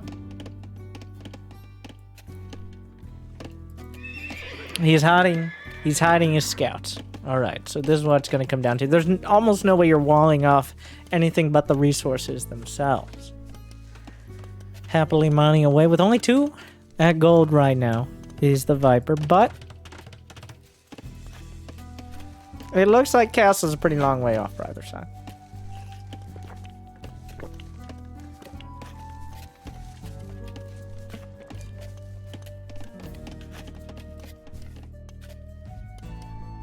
Now, this is annoying. You see what happens? You make them go archers, and then there are archers. Yo's scouts come back. Scouts are... against archers. Kind of depends how many of them have their wits about them, and how many of them don't know how to handle more than one thing being in the way. So we'll see. Viper finds the only high ground in the area. The scouts do close the distance, start chopping through at melee range. He does get the scout. I feel like the scout was adding an undue amount of confusion. I mean, he got most of the archers.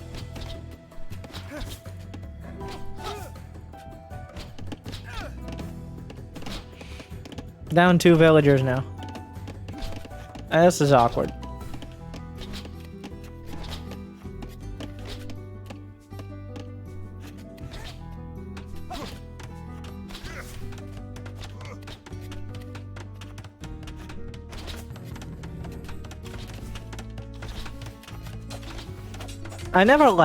I'm glad to see this happening to Yo.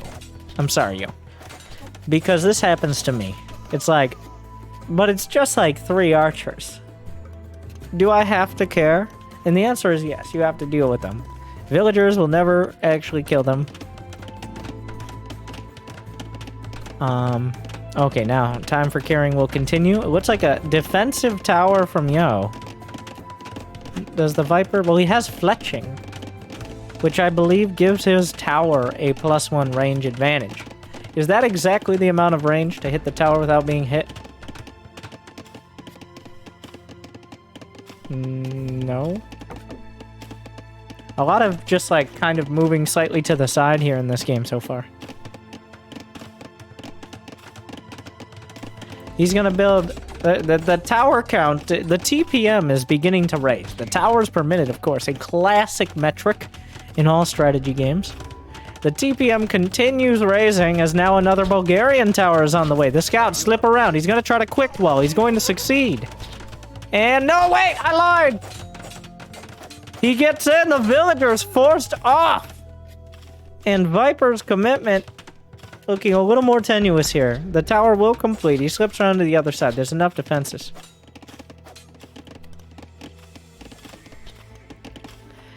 The center of the map exchange, there's still wood to move to. Like, essentially, villagers are showing up. Oh, well, maybe they shouldn't show up to work today. Okay, what's better? Less scouts or more scouts with archers and spears? It's hard to tell. There is 1-1 for Yo, but actually there's 1-1 for Viper as well. There's no upgrade advantage. Castle Age Viper slowly getting towards where he can start castle. Yo has to deal with this. Like, he's got to deal with this decisively. Nothing is going particularly right for MrYo right now. Like, the whole series and this match point game.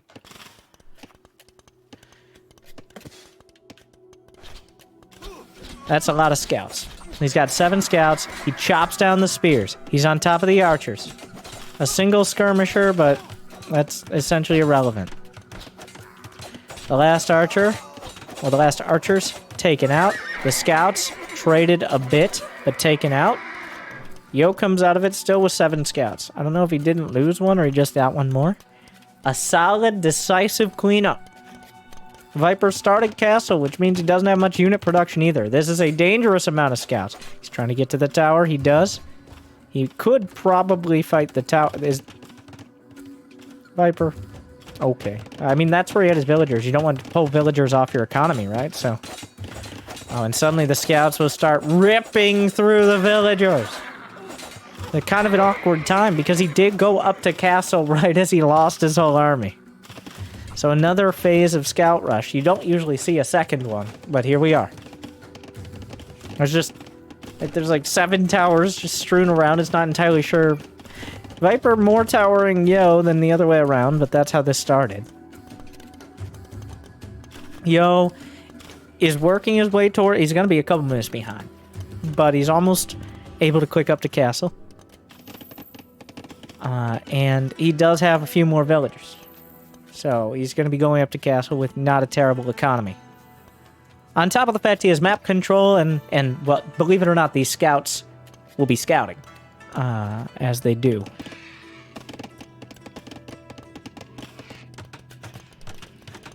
Viper hits castle. And what does he do with it? What do we got here? A stable. Another stable, right? Yes. Is that really telegraphing his move? Possibly. Another villager murdered.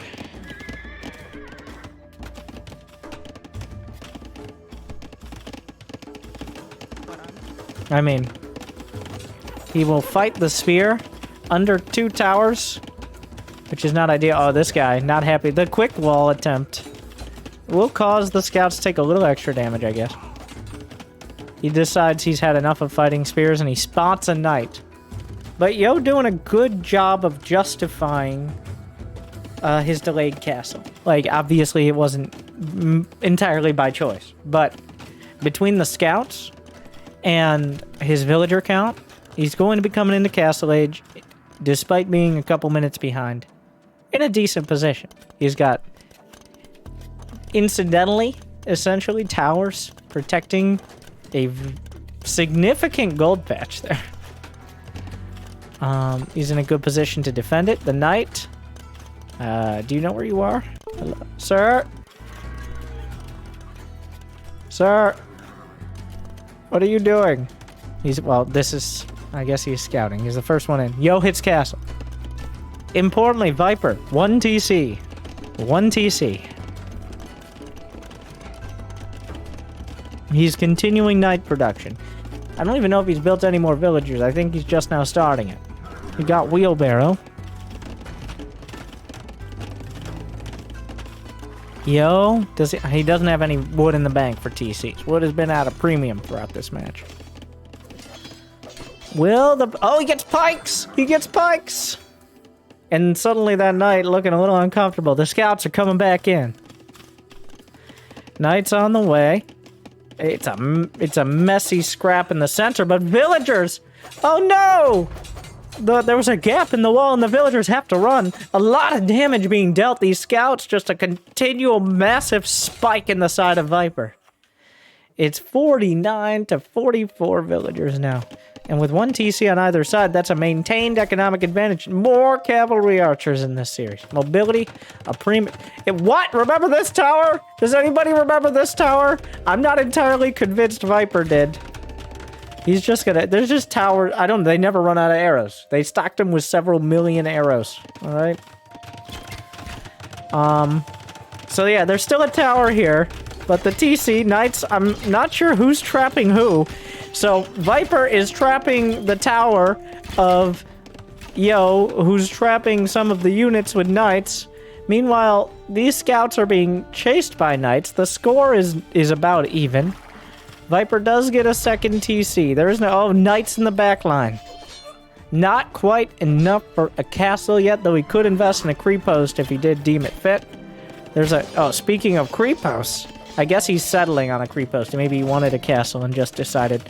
I mean, like, creep posts are not the alternative to castle. Creep posts are strong, independent structures who don't need no castle, okay? Just because you didn't grow up in a castle, Mr. Conic, means you're any less of a Conic than a Conic from a castle. Stop discriminating against creep postians. Come on. Meanwhile, will he build Conics? I don't actually know if Conics are a better option than just straight up knights here.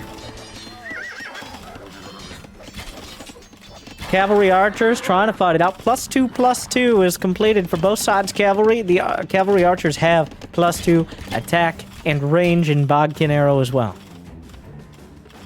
The Creepos, Conics in production. The double trouble that the Conics offer. Getting involved. 3,900 to 3,600 score. Not a huge teller here. Yo now down a couple villagers as Viper did invest in that second TC. It's starting to pay off.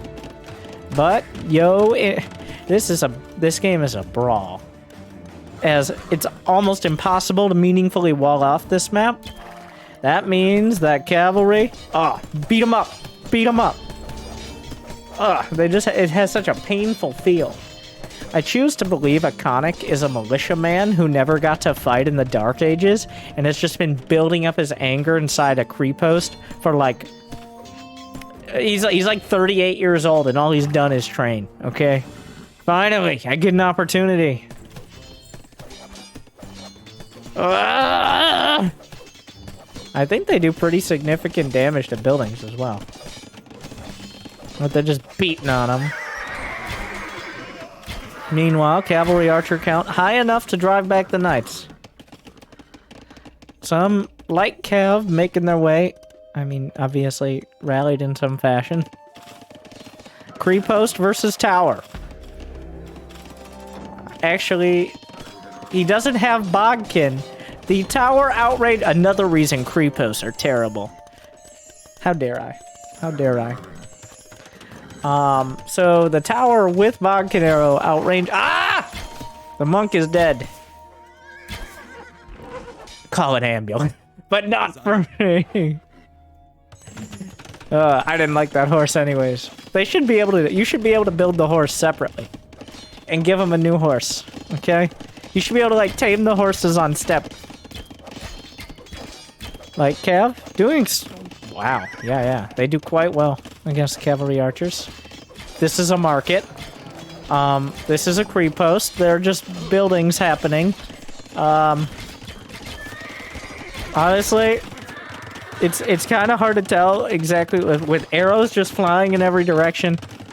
Cavalry archers, dangerous. Oh, he's trying to quick wall, but cavalry archers, they shoot over walls, which is very convenient. Wait. There is a part of a stone wall there, as well as part of a house already set up. Meanwhile, like Cav in the main of Viper.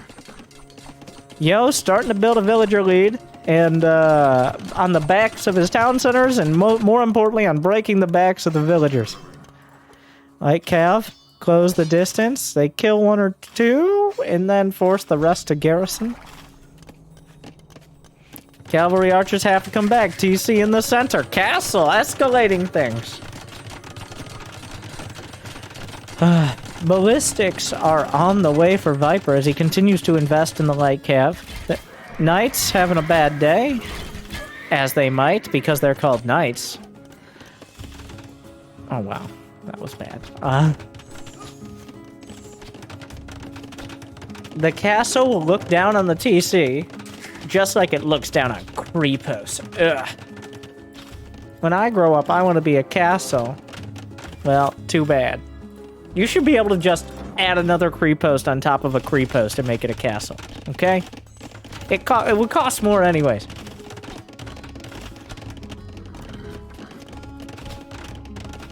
He's just gonna build another TC back here. This is a decoy town center. I mean, it still builds villagers, so. Cavalry archers around the back. A knight in the back. Oh my god. 65 villagers, though. Viper is struggling to keep them alive. Cavalry each and every way. There's just... Oh, what is this? Another creep post. Creeping in. He did get fletching for his creep post. The only ranged he has are buildings right now, but those buildings are pretty important. Oh, make it out! Viper eating some big hit. Okay, well, one big hit. Not enough to kill the cav. The conics ready to beat down. Also knights, but mostly conics. Ugh. Castle in the center, but the gold. He's controlling 2 golds with this creep post. Viper, the castle, what is it controlling? The emotional center of the map? This castle seemed like a good idea at the time, but now Viper has almost no stone. Did he start a castle somewhere? I'm not sure, but he has almost no stone, and 2 of his golds are denied by a creep post. I don't know what the solution is here for him.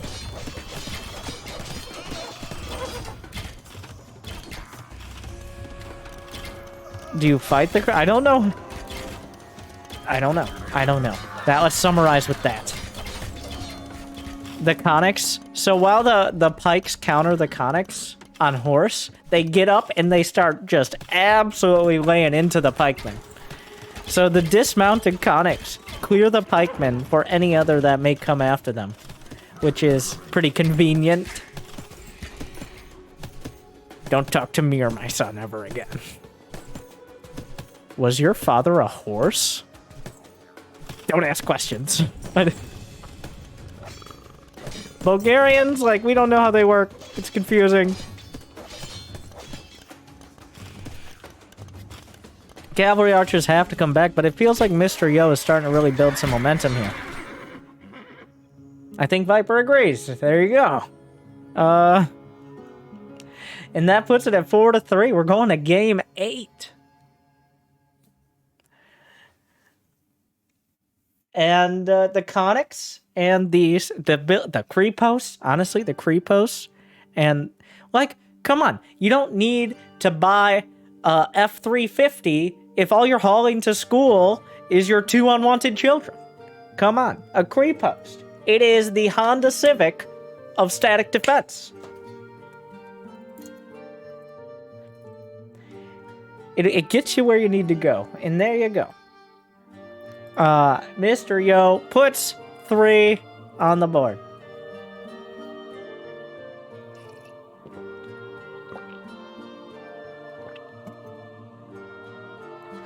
As we go into game 8. No, Jimmy. 4 legs, not 1, not 2, not 8, 4.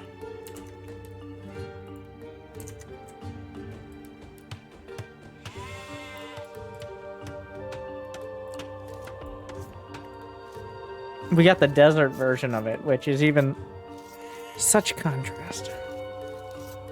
Okay.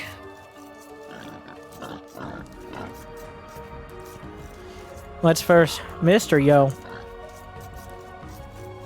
This map, I think people have strong feelings. I think it's pretty cool.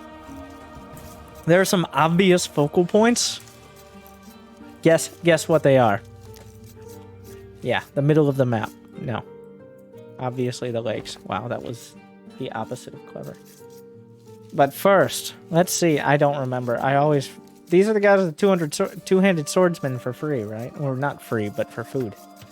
Infantry buildings cost less wood. I think that includes farms. Barracks units get better pierce armor. How convenient. Free gold mining. Gabetos. Which, what do they do? Strong versus infantry, so. And their TCs get extra arrows. Universities work faster. The University of Malia, we've talked about that before. What upgrades? They don't have bracer or blast furnace. Are you telling me they're an infantry civ without blast furnace? What? Sometimes these lie. Whereas the Japanese, infantry civ, but their fishing ships have double hit points, which could become very relevant. As well as mill and lumber camp costs and infantry attack faster, so just good deeps. They have samurai, which do extra damage against unique units, and are just decent infantry. And galleys get line of sight, as well as getting most upgrades. Do they have? They got halberds, they got arbalists, they got kind of have a lot of options here. Not great cavalry at all, and pretty limited on the siege, but. That fishing ship thing might become very relevant if Four Lakes plays out how I think. Did you mess up your dock? Oh my god. The villager somehow was trapped on the wrong side. Stupid villagers.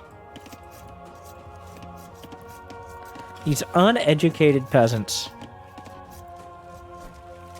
Kind of an awkward... I don't know if this is good or bad, but like... The wood is actually walling off. I think this is just more comfortable for MrYo here. Like, the wood walls off most of his lake. Essentially, you get 4 mini battles on the lakes. I don't think... Well, the Japanese obviously have a slight advantage. If they're the mini naval battles. Usually it comes down to somebody trying to sneak a dock on the other edge of the lake. It's a mess. This map can become a mess very quickly if they both try to... It's going to come down to the contested lakes at 12 o'clock and 6 o'clock here.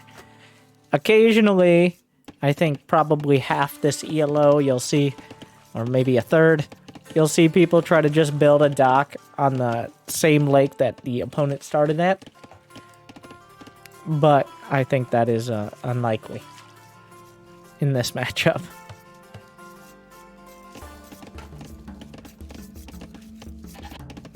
So far, I think,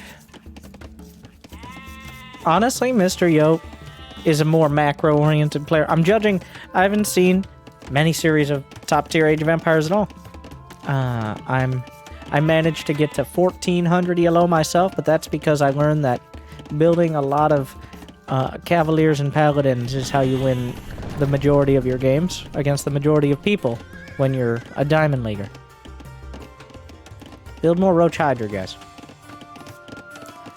So not a huge strategical depth, but it does seem like Viper is consistently throughout all the matches the more aggressive player. I know MrYo went for all the aggression.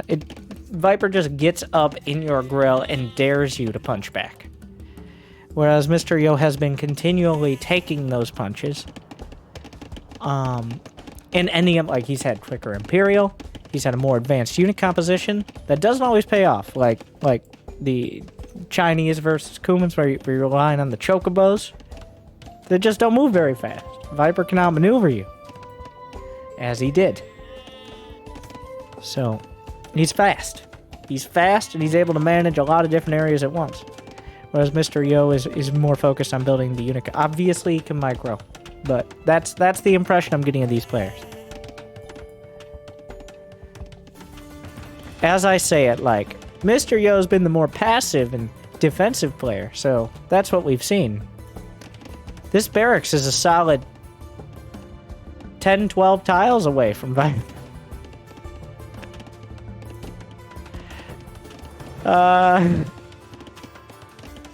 Well, hello!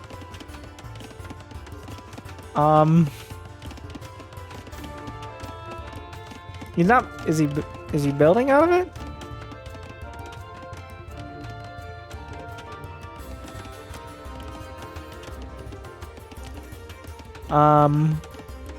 Oh, it's tower. Denial tower. This time, for like the first noticeable time,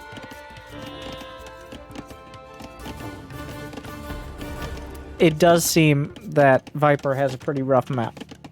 MrYo is able to get a beautiful tower along this wood line, where Wow. Come on. Come on.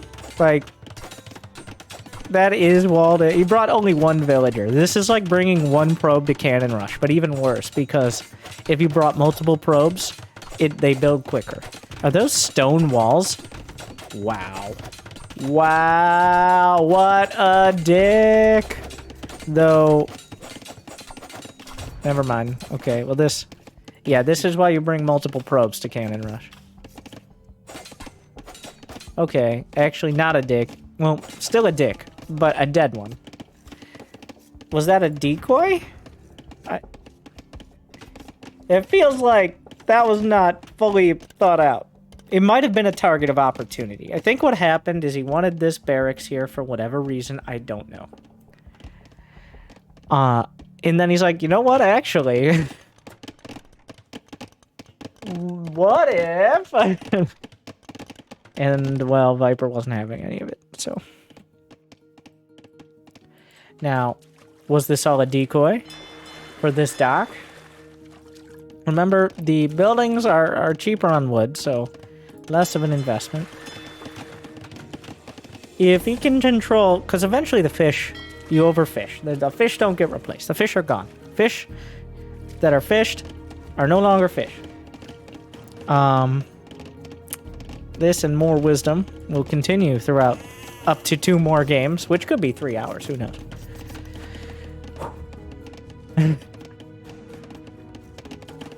But when it comes to fish traps as well, I have to imagine, those will also be cheaper. Fish traps are the farms of the sea. That's actually true. And that's usually what is relied upon after the fish are fished out.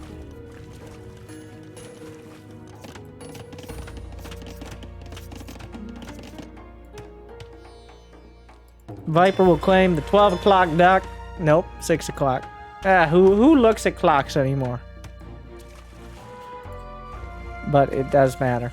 The northern lake, you know, actually using cardinal directions would make more sense. Thank you.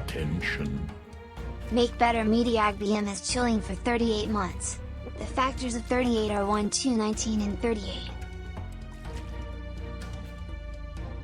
The numbers don't lie, and they spell disaster for you. Thank you. Not sure how to use that information, but... Alright. Castle Age on the way for both sides. Viper with a slight advantage. Fishing ship count 13 to 11. Yo, walling off a significant part, and it looks like he's got a gap for either a gate or not. Just a house. I'm interested to see how this plays out. Not a huge contest on the lakes as of yet. They're both claiming a huge amount for what is essentially their main.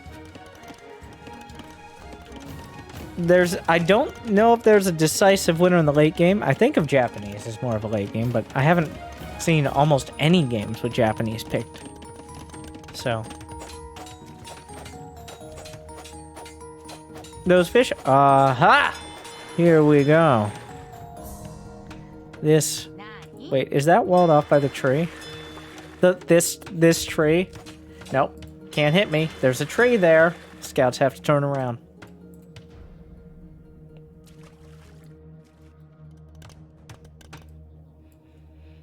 Okay, so one player has 11 archers, and one player has 5 archers here. That's 9 archers. What am I watching? What? How did the... What? Excuse me! Did they not see each other? Viper just walks by. There might not have been vision. He was close. Units have surprisingly little vision.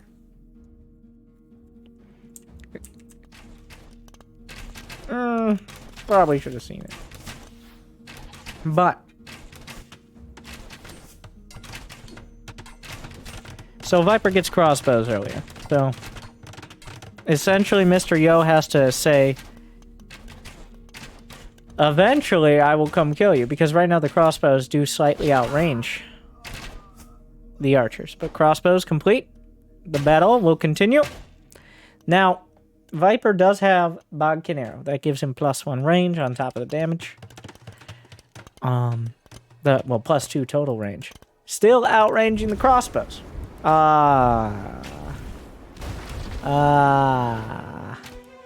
So there's what I have to say about this. Yeah.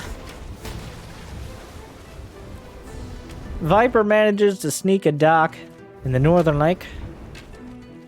And, well, there will be no fishing there for quite a while.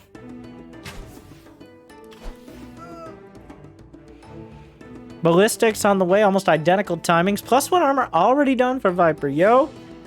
Finishing it up now. His ballistics will be completing as well. He has a slight advantage in the crossbow count. There will be no advantage. I think they're both trying to work the ballistics advantage, but they're both going to finish at the identical time. So there won't even be time to think about one. Controlling 3 lakes is kind of a big deal. But losing all your crossbows is also kind of a big deal. So there's multiple things to worry about right now. Oh, the jiggle micro. He's jiggling. Zigzag. Serpentine. It actually works, though. Just barely moving out of the fire of some of those crossbows. Viper using the high ground. Yo jiggling as well. Oh my god. These arrows are not landing. Starting to find some more. Viper taking a surprisingly, maybe not with Viper, but just generally surprisingly great trade. Fighting up the high ground, not great, but the numbers advantage is enough. That eventually Yo grinds through. Whoop. Yeah, he snipes one. Yo gonna try to control the southern lake. Are there fishing ships producing up here? No, he just cleared the lake. Yo is adding on. It looks like he's gonna convert to agriculture somewhat. Or did I just... Oh, it's like a scout died over here. No, wait. But it was Yo's scout.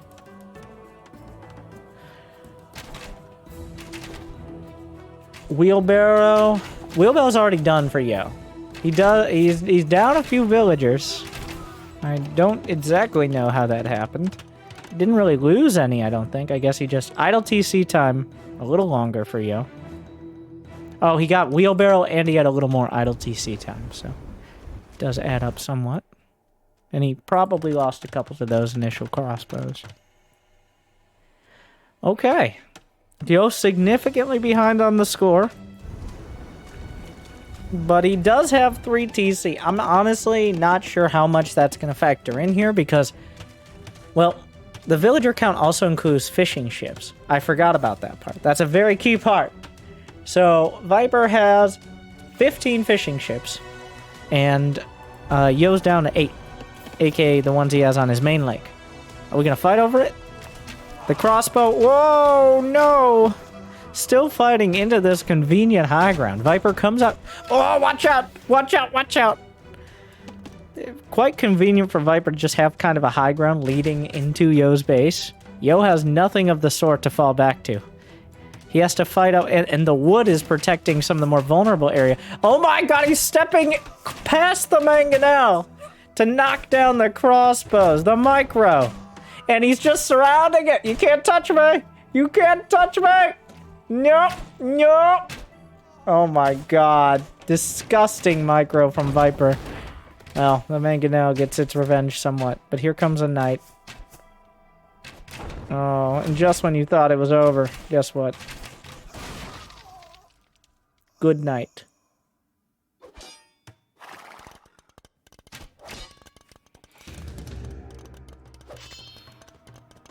There's a scorpion garrisoned here, but probably want to protect it in some way.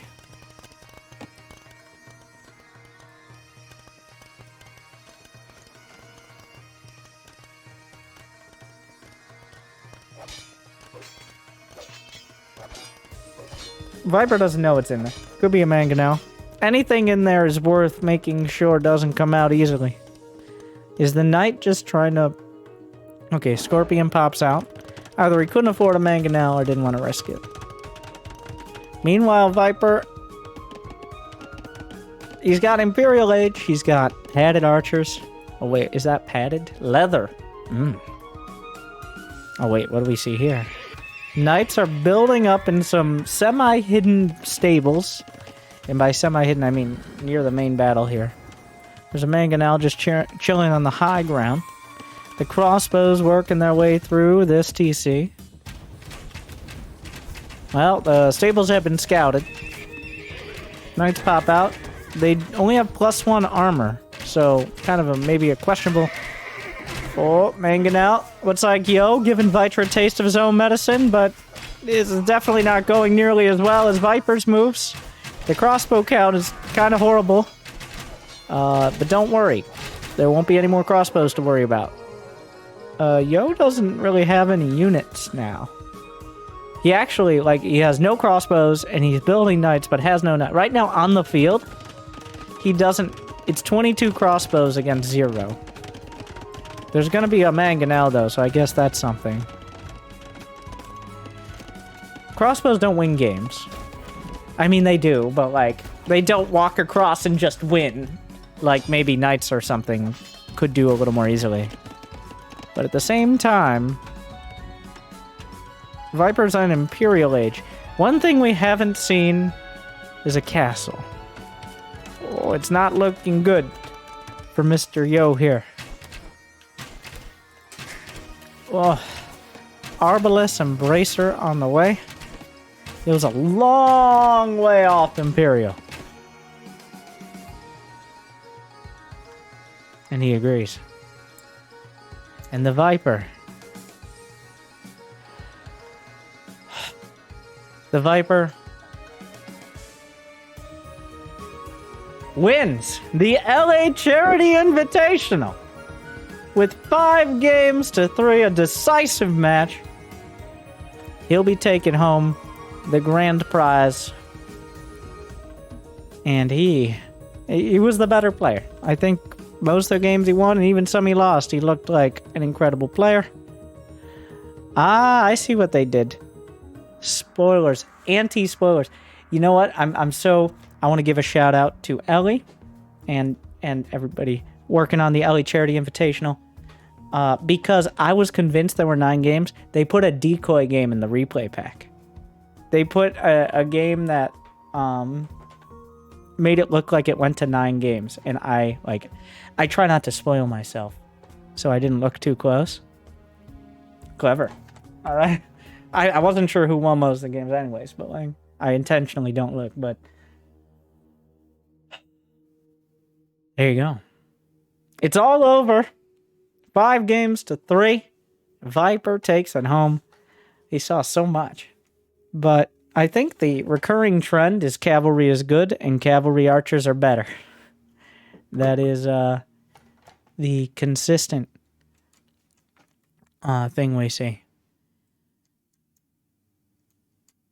I'm trying to like summarize this. But one last time, use the ECI command if you're watching live. And if you haven't, well, 1, we've raised enough, £6,000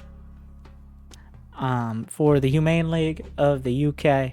Thank you to Ellie, the sponsor, and everyone for putting it on, and the players for putting it all together and playing it over the course of a month, which is like a lot of scheduling to do, believe me.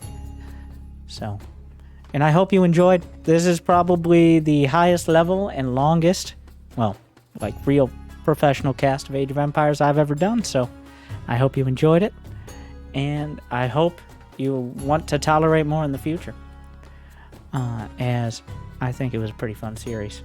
But the Viper is just, God, some of that micro, I don't even understand what's happening. Like, he's like phasing his units. So, but yeah, check out the description below for the charity and for Ellie's stream. And also, have a great day. Thank you for watching. Good luck, have fun. Stay chill.